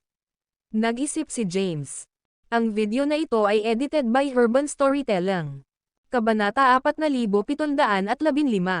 Pagkatapos ng pagsasaalang-alang ng amument, sinabi ni James, gagawin namin ito at maghintay hanggang sa magawa ni Wayria sa kanyang paglilinang. Hihilingin ko kay Wayria na mag-isyo ng isang hamon sa kasalukuyang mga may-ari ng mga espiritual na bundok sa halip. Medyo mahina lamang siya kaysa sa mga ulo ng iba pang mga bahay. Dapat niyang tulungan kaming mabawi ang mga lupang iyon. Labis na tiwala si James sa mga kakayahan ni Wayria mula noong siya ay nasa cusp na pumasok sa ranggo ng kaguluhan. Bigla, naramdaman ni James ang pagkakaroon ng isang kakilakilabot at napakalawak na kapangyarihan na nagliliwanag mula sa isang hindi kilalang lokasyon sa Endlos. Si James ay nangahas na hindi gumalaw ng kalamnan habang ang enerhiya ay naghugas sa kanya. Siya ay kakaibang pakiramdam. Nag-aalala siyang baka mapunit siya sa mga susunod na instant kung siya ay walang pag-iingat. Maraming mga bihasang at higit na mahusay na mga powerhouse sa buong siyam na distrito ng Endlos ang nakakita rin ng pagkakaroon ng kapangyarihang iyon. Ano ang impyerno? Si James ay nagbulong sa isang mababang boses. Siya ay nakaugat sa lugar sa pagkabigla. Ano ang problema, James? Nagtataka si Zinnia. Iyon ang ilan na talagang kahanga-hangang kapangyarihan, niniting ni James ang kanyang mga browser.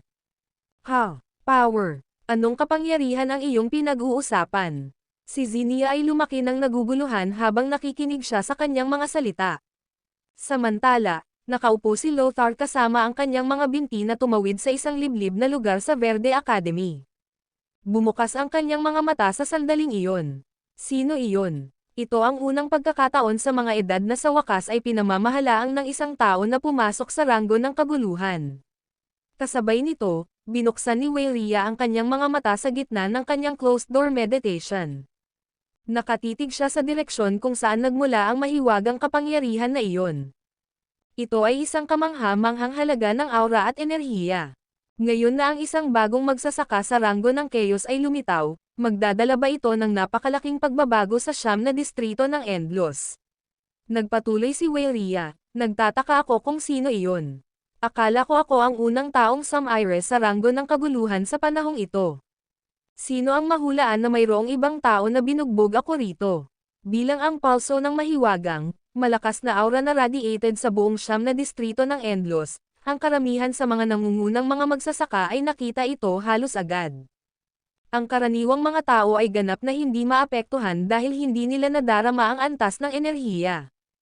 Ang mga hindi makakatulong ngunit magtaka kung sino ang nagtagumpay na maabot ang ranggo ng kaguluhan. Sa kabutihang palad, ang labis na pagkakaroon ng aura ay tumagal lamang ng ilang segundo. Unti-unting nawala ito pagkatapos. Naramdaman ni James na parang isang mabibigat na timbang ang tinanggal sa kanyang katawan at sa wakas ay makahinga ulit siya. Wala siyang pahiwatig na ang aura ay nabuo mula sa isang nilalang na pumasok sa ranggo ng kaguluhan. Hindi masyadong naisip ni James ito dahil ang mga bagay ay tila bumalik sa normal na muli. Si Zinnia ay nag-iisip ng ilang sandali. Pagkatapos, nagsimula siyang magsalita, James, marami kaming mga mag-aaral na sumali sa Tempris House para sa nakaraang panahon.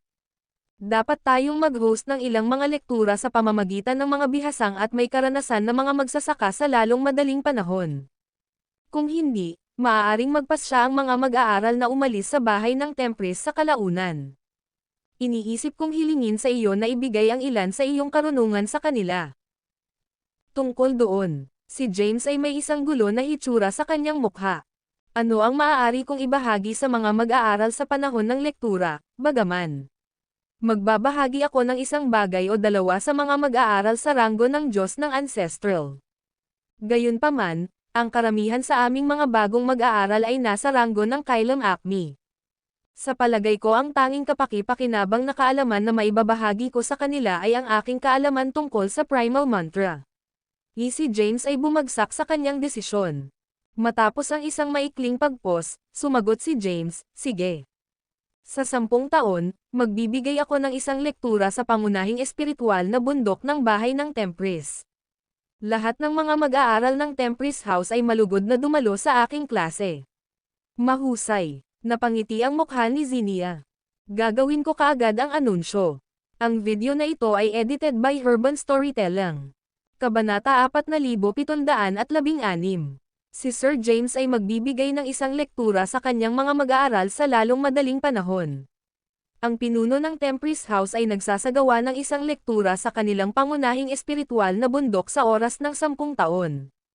Ang balita ng sesyon ng panayam ni James ay kumalat tulad ng wildfire sa mga mag-aaral ng Tempris House. Ito ay naging pinakamainit na paksa na halos agad. Upang maging matapat, ang mga kapangyarihan ni Sir James at ranggo ng paglilinang ay hindi kahanga-hanga. Hindi ko pa rin maintindihan kung bakit pumayag ang headmaster na humirang sa kanya bilang pinuno ng Tempris House. Inalis mo ang mga salita sa aking bibig. Sa katunayan, nagpasya lamang akong sumali sa Tempris House dahil kay Weyria Zevi, ang Grand Sect Elder ng Theas Sect. Ginawa din ito upang makilala siya ng personal. Gayunpaman, hindi ko nakuha ang pagkakataon na makita siya. Di nagtagal, narinig din ng mga miyembro ng iba pang mga bahay ang balita tungkol sa lektura ni James. Karamihan sa mga magsasaka alinman ay natagpuan itong masayang maingay o hindi nila iniisip ang marami. Dahil naabot lamang ni James ang ranggo ng Permanence Acme, naisip ng iba na bahagya siyang may mga kwalifikasyon upang magkaroon ng isang lektura para sa mga mag-aaral. Sa kabila ng iba't ibang mga reaksyon, patuloy na naghahanda si James para sa lektura. Sa isang sulyap ng isang mata, 10 taon na ang lumipas, at ang araw ng lektura ay dumating. Pinili nilang hawakan ang lektura sa isang maliit na bulwagan na matatagpuan sa pangunahing espiritual na bundok ng bahay ng Tempris. Ito ay isang lugar kung saan ang mga nakaraang ulo ng Tempris House ay madalas na ginagamit upang magbigay ng mga lektura sa mga mag-aaral. Pagdating sa dojo, natagpuan ni James na halos 10,000 mga mag-aaral lamang ang nagpakita para sa okasyon. Nakita niya si Zinnia na naglalakad papunta sa kanya na may isang awkward expression sa kanyang mukha. Marahil dahil wala kang maraming mga nagawa upang ipakita sa aming mga mag-aaral. Kahit na alam nila na natalo mo ang mga matatanda mula sa iba pang mga bahay, ang mga laban ay nababagay sa iyong antas ng lakas at pinigilan ng mga matatanda ang kanilang tunay na lakas. Sa makatuwid, ang aming mga mag-aaral ay hindi masigasig tungkol sa pakikinig na nagsasalita ka. Ayos lang. Si James ay kumaway ng kanyang kamay ng basta-basta. Pagkatapos, nag-teleport siya sa gitna ng bulwagan kung saan itinayo ang isang podium.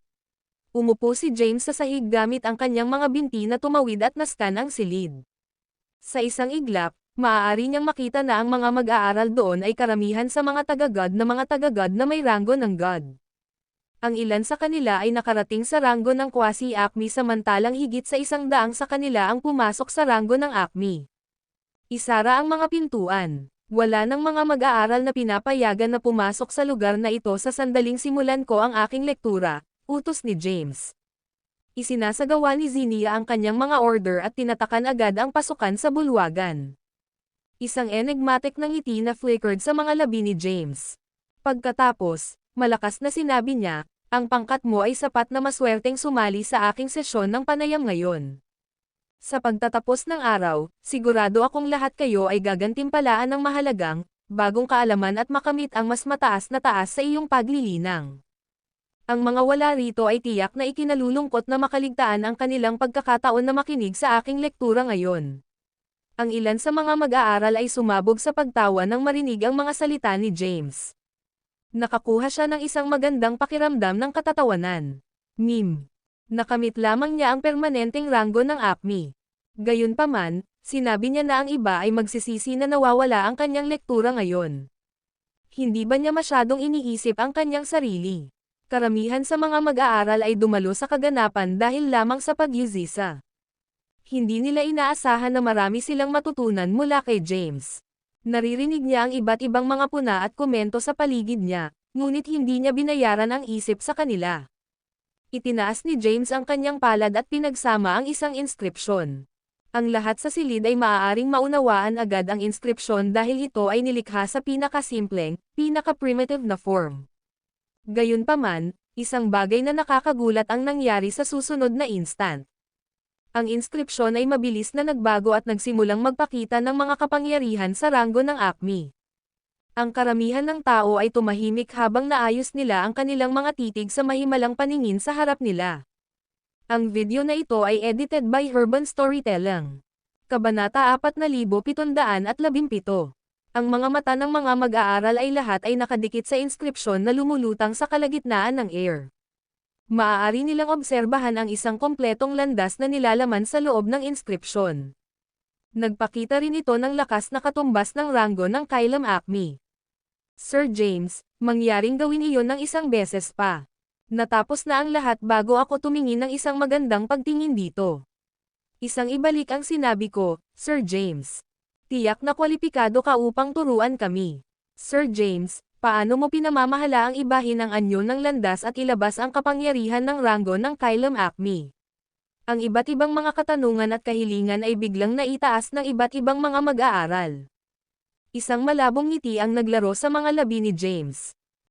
Ang pagpapakita ng simpleng pamamaraan na ito ay mas madali kaysa sa paghinga sa akin. Karamihan sa mga mag-aaral dito ay hindi kahit na malapit sa pag-abot sa ranggo ng quasi-acme. Ang kaalaman na mayroon ako ay sapat na upang matulungan ang mga taong ito na mapalalim ang kanilang pag-unawa sa kanilang sariling paglilinang. Ikala ni James. Si James ay nagsuot ng isang seryosong ekspresyon. Lahat, tingnan ng mabuti sa oras na ito. Gayun din, Ang mga nilalaman ng aking lektura ay itinuturing na lubos na inuri na impormasyon na kabilang sa bahay ng Tempris. Wala sa inyo ang pinapayagan na ibunyag ang impormasyong ito sa ibang tao. Ang mga sumisira sa mga patakaran ay mapaparusahan ng malubha.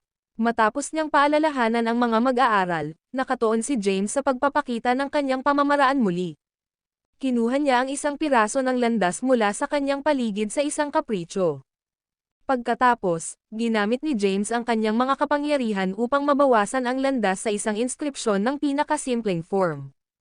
Habang nagsimulang magbago ang inskripsyon at sinimulan ang pagpapalabas ng kapangyarihan ng ranggo ng Kylum Acme, ipinaliwanag ni James ang mga pagbabagong nangyayari sa landas at inskripsyon ng sabay-sabay, at ang loika sa likod nito. Ang ilan sa mga mag-aaral doon ay natigil sa parehong ranggo ng paglilinang para sa isang pinalawig na oras.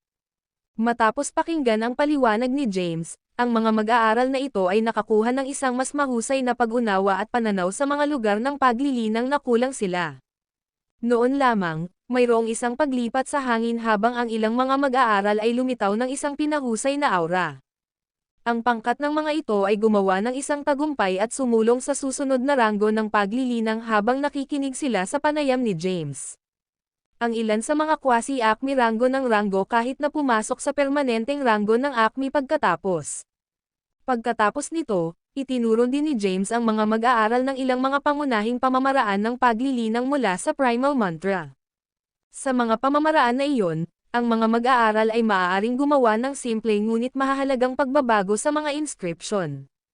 Kung makikita nila ang komplikado, mga inscription ng mataas na antas, maaari nilang gamitin ang mga pamamaraan na ito upang masira at matukoy ang mga ito.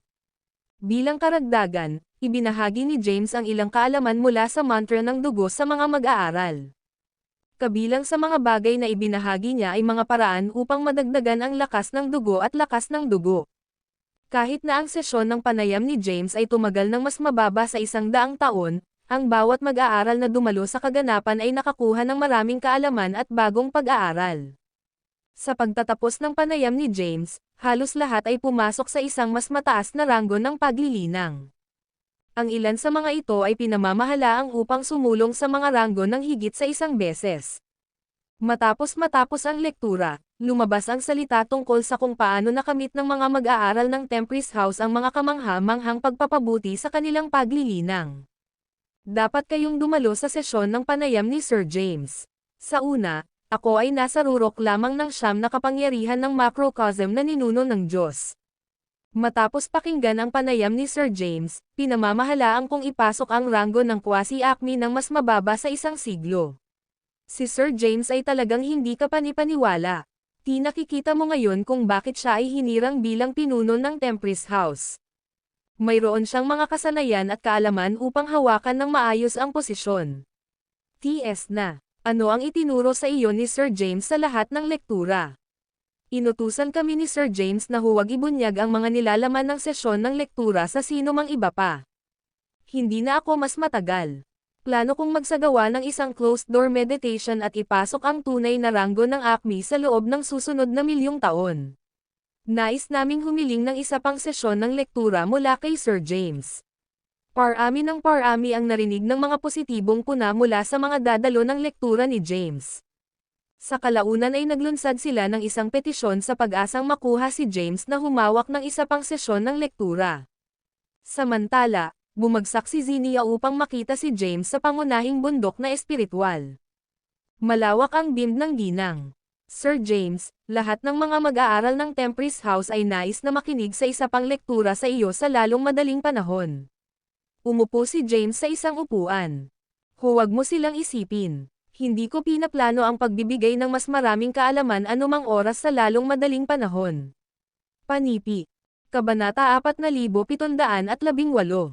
James ay inaasahan ang ganitong uri ng reaksyon mula sa mga mag-aaral, at nagpasya siya ng una na huwag tumugon sa kanilang mga kahilingan sa oras.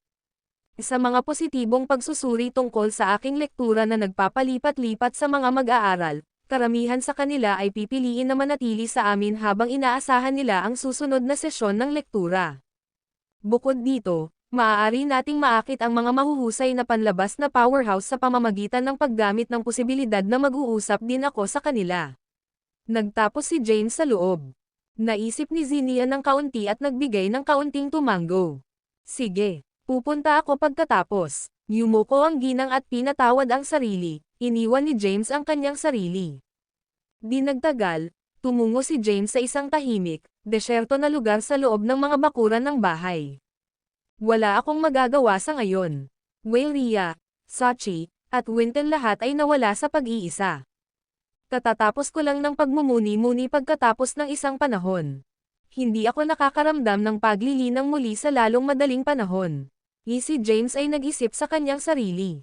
Ang lalaki ay nakaupo sa isang patag na bato at tumitig ng walang tigil sa espasyo araw-araw. Whoosh! Isang malabo, berde na sinag ng ilaw na bumaril mula sa langit at lumapag sa harap ni James. Unti-unti, may isang bagay na tila may hugis bago ang mga mata ni James. Pagkalipas ng ilang segundo, ang isang matandang lalaki sa isang berdeng balabal ay lumabas mula sa sinag ng ilaw. Nakarating si James sa kanyang mga paa. Sir Lothar, ano ang magdadala sa iyo dito ngayon? Mainit si Lothar kay James. Natuwa ang matatandang ginoo na tinanggap ni James ang posisyon bilang pinuno ng Tempest House.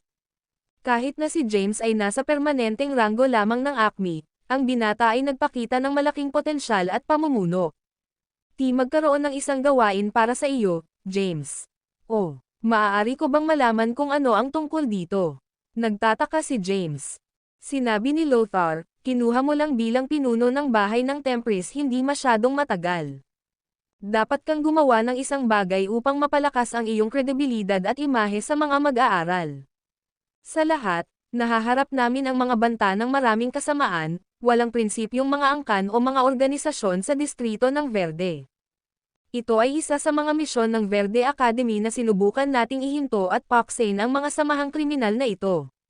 Isang mahabang panahon na ang nakalilipas, ang mga miyembro ng Verde Academy ay nagsagawa ng isang pangunahing operasyon upang maalis ang marami sa mga kriminal na samahang ito hanggat maaari. Nakalulungkot, ang mga taong lumayo ay nakipag-ugnay pagkatapos at lumikha ng isang bagong samahan na tinatawag na Malvada Sect. Sa mga nagdaang taon, ang sekta ng Malvada ay nagdudulot ng karamdaman at kaguluhan sa iba't ibang mga universo sa paligid natin. Sa wakas ay pinalaki ni Lothar ang layunin ng kanyang pagbisita. Nais kong tapusin mo ang samahang ito, ang sekta ng Malvada, minsan at para sa lahat. Masigasig na nakikinig si James. Ang sekta ba ng Malvada ay isang malakas na grupo? Oo, syempre, ipinaliwanag ni Lothar, gayunpaman kung dadalhin mo ang Weyria Xavi, ang dalawa sa iyo ay dapat na makahanap ng paraan upang matanggal ang samahang ito. Ito ay isang matigas na misyon, ngunit hindi ito imposible. Si James ay may isang nakamamanghang hitsura sa kanyang mga mata habang siya ay tumahimik sandali. Pagkatapos, tinanong niya, maaari ba akong tumanggi na tanggapin ang gawain? Sinubukan ni Lothar na hikayatin siya. Ito ay isang magandang pagkakataon para sa iyo, James. Magagawa mong mapalakas ang katanyagan at reputasyon ng Tempest House kung pinamamahalaan mong buwagin ang sekta ng Malvada. Maraming mga magsasaka ang mag-iikot sa iyong pintuan sa sandaling malaman nila ang balita.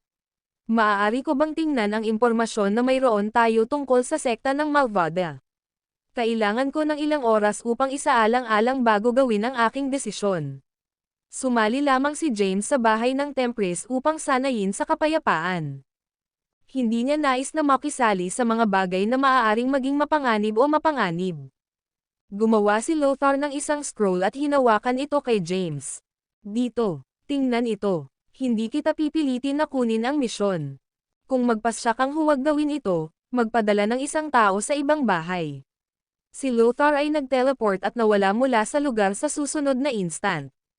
Sinimulan ni James na basahin ang scroll, na detalyado ang pinagmulan at background ng sekta ng Malvada. Kasama rin ang impormasyon sa kasalukuyang pinuno ng sekta ng Malvada. Ang kanyang pangalan ay Zula Wakant. Kabanata 4719. Zula ay isang kahanga-hangang magsasaka na may kakilakilabot na kapangyarihan. Pumasok na siya sa ranggo ng Chaos ng Kwasi. Maaari ring makahanap ng impormasyon si James sa ilang mga pangunahing miyembro ng sekta ng Malvada. Ang kanilang mga pangalan at ranggo ng paglilinang ay naitala din sa scroll. Matapos ang scroll, si James ay may isang magaspang na ideya ng kasalukuyang katayuan at impluwensya ng sekta ng Malvada. Hindi niya maiwasang makaramdam ng bahagyang pagkabagabag habang sinubukan niyang isaalang-alang kung mayroon silang anumang pagkakataon na talunin ang sekta ng Malvada. Sa mga tuntunin ng kapangyarihan at impluwensya, ang sekta ng Malvada ay halos katulad ng sekta ng Yala o ang sekta ng Demonium mula sa distrito ng Thies. Ang sekta ng Malvada ay marahil mas malakas kaysa sa sekta ng Demonium dahil ang huli ay walang mga magsasaka ng ranggo ng kaguluhan sa Kwasi. Matapat, hindi sa palagay ko mayroon kaming sapat na lakas tao upang labanan laban sa sekta ng Malvada. Ang Tempest House ay mas mahina pa rin sa mga tuntunin ng mga kapangyarihan at kakayahan ng aming mga mag-aaral. Hindi ito sapat kahit na mayroon kaming tulong ni Weyria. Hayaan ang bagay na ito sa ngayon. Kapag natapos na ni Weyria ang kanyang pagmumuni-muni, makikita ko siya at hihilingin ang kanyang opinyon. Kung handa siyang sumali sa akin sa pagkuha ng sekta ng Malvada, kung gayon marahil maaari nating subukang malaman ang isang plano na gawin ito. Ikala ni James. Matapos maihimbak ni James ang scroll, nagpasya siyang magsagawa ng isa pang closed-door meditation. Naglagay siya ng isang pagbuo ng oras sa paligid niya. Pagkatapos, itinutok ni James ang kanyang pansin sa kanyang paglilinang. Sa tulong ng Tenfold Realms Transcendent na si Sutra, nagawa ni James na mapabuti ang kanyang lakas at kapangyarihan ng mabilis. Dahil sinanay ni James para sa isang napakalawak na oras sa walang hanggan na estado ng ranggo ng Permanence Acme, nakamit ng lalaki ang isang hindi kapani-pani walang antas ng paliwanag sa loob ng ranggo na iyon. Nag-isip si James, dapat ba akong sumulong sa ranggo ng Terra Acme ngayon? Ang aking pisikal na katawan at kapangyarihan ng dugo ay umabot sa kanilang pinaka-mabuting kalagayan na kondisyon sa ranggo ng Permanence Acme. Kung mag-level up ako ngayon, masasanay ko at bubuo muli ang aking pisikal na kondisyon upang maging mas malakas. Si James ay may malalim at malawak na pag-unawa sa landas. Maaari siyang magpasya ng eksakto kung nais niyang mag-advance sa susunod na ranggo ng Acme sa puntong iyon. Manipulahin niya ang mas malaking mga landas at nagsimulang magtrabaho sa kanyang pag-level up. Sa loob ng ilang minuto, pumasok si James sa ranggo ng Terra Acme. Agad siyang makaramdam ng pagpapalakas sa kanyang lakas. Nakita din ni James ang ilang bahagyang pagpapabuti sa kanyang katawan at ang kanyang kapangyarihan ng dugo. Sa huli, nagawa niyang sanayin at dagdagan muli ang mga kapangyarihan ng kanyang pisikal na katawan. Maya-maya pa, natapos ni James ang kanyang pagmumuni-muni at tinanggal ang pagbuo ng oras. Agad niyang napansin na mas mababa sa 100,000 taon na ang lumipas sa labas ng mundo. Nakita din ni James ang aura ni Weyria habang pinakawalan niya ang kanyang pandama sa kanyang paligid. Siya ay nag-teleport at naglakbay patungo sa direksyon kung saan nagmula ang kanyang aura. Sa isang flash, dumating si James sa labas ng manor kung saan nanatili si Weyria. Sinisipsip ni Weyria ang mga kapangyarihan ng prutas ng landas at nakumpleto ang kanyang pagmumuni-muni noon. Ang ginang ay nakaupo sa hagdan ng mga dingding na itinayo sa paligid ng maginhawang manor, na nakatitig sa malayo. Ibinaling niya ang kanyang tingin kay James at sinabi ng patag, "Akala ko mananatili ka sa walang hanggan na estado ng permanenteng ranggo ng Acme ng mas mahaba. Kaya, napagpasyahan mong mag-advance sa susunod na yugto, ha?" Tumalon si James sa hagdan at umupo sa tabi ni Weyria. "Gumagamit ako ng pagbuo ng oras at isang espesyal na pamamaraan ng paglilinang upang sanayin sa aking nakaraang ranggo ng paglilinang. Ito ay tungkol sa oras para sa akin na magpatuloy sa susunod na yugto." "Oh, nakikita ko," pinakawalan ni Weyria ang isang buntong hininga. "Sobrang inip ako. Wala nang magagawa sa akin maliban sa aking pagsasanay." Itinaas ang mga browser ni James. "Kumusta naman kayo at gumawa ako ng isang bagay na masaya. Umalis ka." Sinampal ni Weyria si James sa likuran ng labis na nahulog siya sa hagdan at nakarating sa kanyang tiyan. "Huwag mo ring isipin ito, James." Nagngangalit si James sa sakit. "Malapit na akong iminumungkahi na manghuli kami ng mga miyembro ng sekta ng Malvada. Ano sa palagay niya ang sasabihin ko?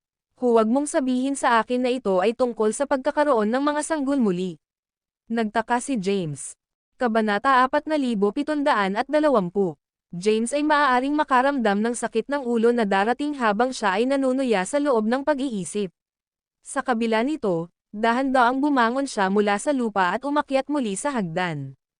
Bago itapon ni Weylia ang isa pang suntok sa kanya, mabilis na ipinaliwanag ni James, maghintay. Hindi ito ang iniisip mo. Hindi ito tungkol sa mga sanggol.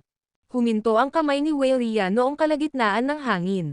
Ibinaba ng ginang ang kanyang braso at tinanong ng walang pasubali, ano ito, kung gayon?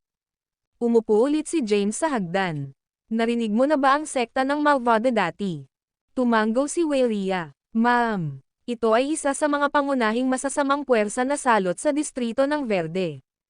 Iminungkahi ni James, bakit hindi namin subukan na ibagsak ang sekta ng Malvada?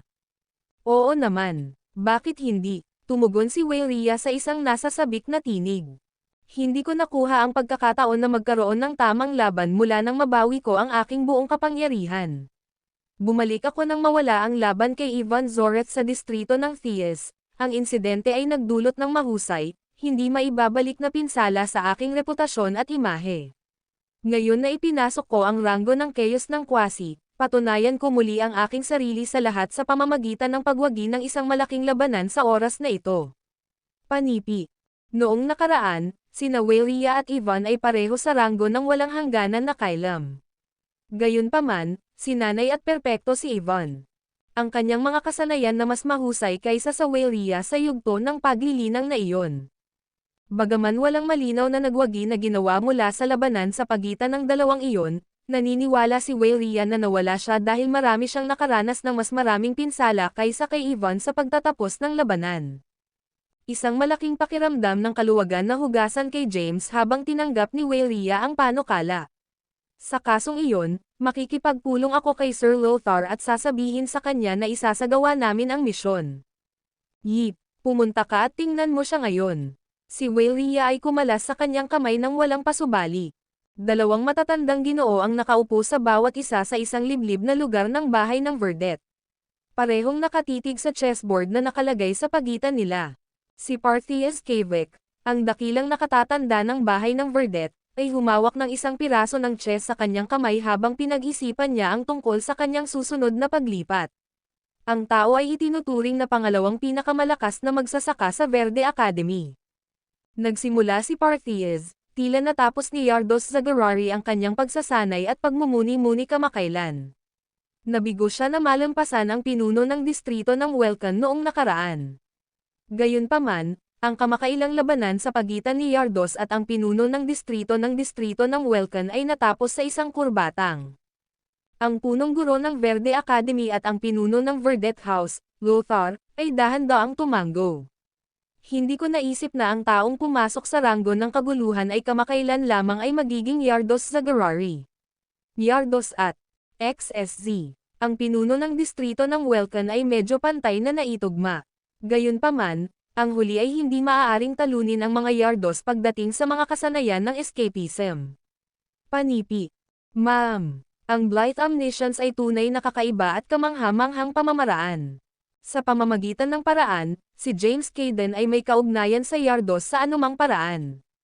Maaari niyang magamit ang Blight Omniscience. Kahit na ang ilang mga magsasaka ay nagsasagawa ng landas na walang kabuluhan, wala akong naririnig tungkol sa mga Yardos na nagtuturo sa ibang tao ng kaalaman ng Blight Omniscience hanggang ngayon. Habang tinatalakay ni Lothar at Parthias ang kamakailang mga nangyari sa distrito ng Welkan, si James ay nagpatulong ng ilang mga hakbang na malayo sa kanila. Kumusta, Sir Lothar at Sir Parthias? Binati ni James ang mga matatandang lalaki ng magalang. Itinuro ni Lothar ang isang upuan malapit sa kanilang mesa. Halika, magkaroon ng isang upuan. Lumakad si James patungo sa pares at umupo. James, may hilingin ako sa iyo. Inayos ni Lothar ang tingin kay James. Oh, ano ang tungkol dito? Nakilala ni James ang mga mata ni Lothar. Tinanong ni Lothar, ano ang iyong relasyon kay Yardos Zagarari, na nagmula sa Mount Blight sa distrito ng Welkan? Paano ka may kaalaman sa Blight Omniscience, na hindi pa ibinahagi ni Yardos sa iba? Tungkol doon. Pinangunahan ni James ang kanyang mga browser. Hindi ko naisip na magtanong si Lothar tungkol dito sa aking mukha. Paano ko ito sasagutin? Hindi ko maaaring sabihin sa kanila na kami ay talagang mga magsasaka ng tao mula sa distrito ng Chaos, pinag-isipan ni James. Ano ang bagay? Ito ba ay isang bagay na hindi mo maibabahagi sa amin? Nakatitig din si Parthias kay James.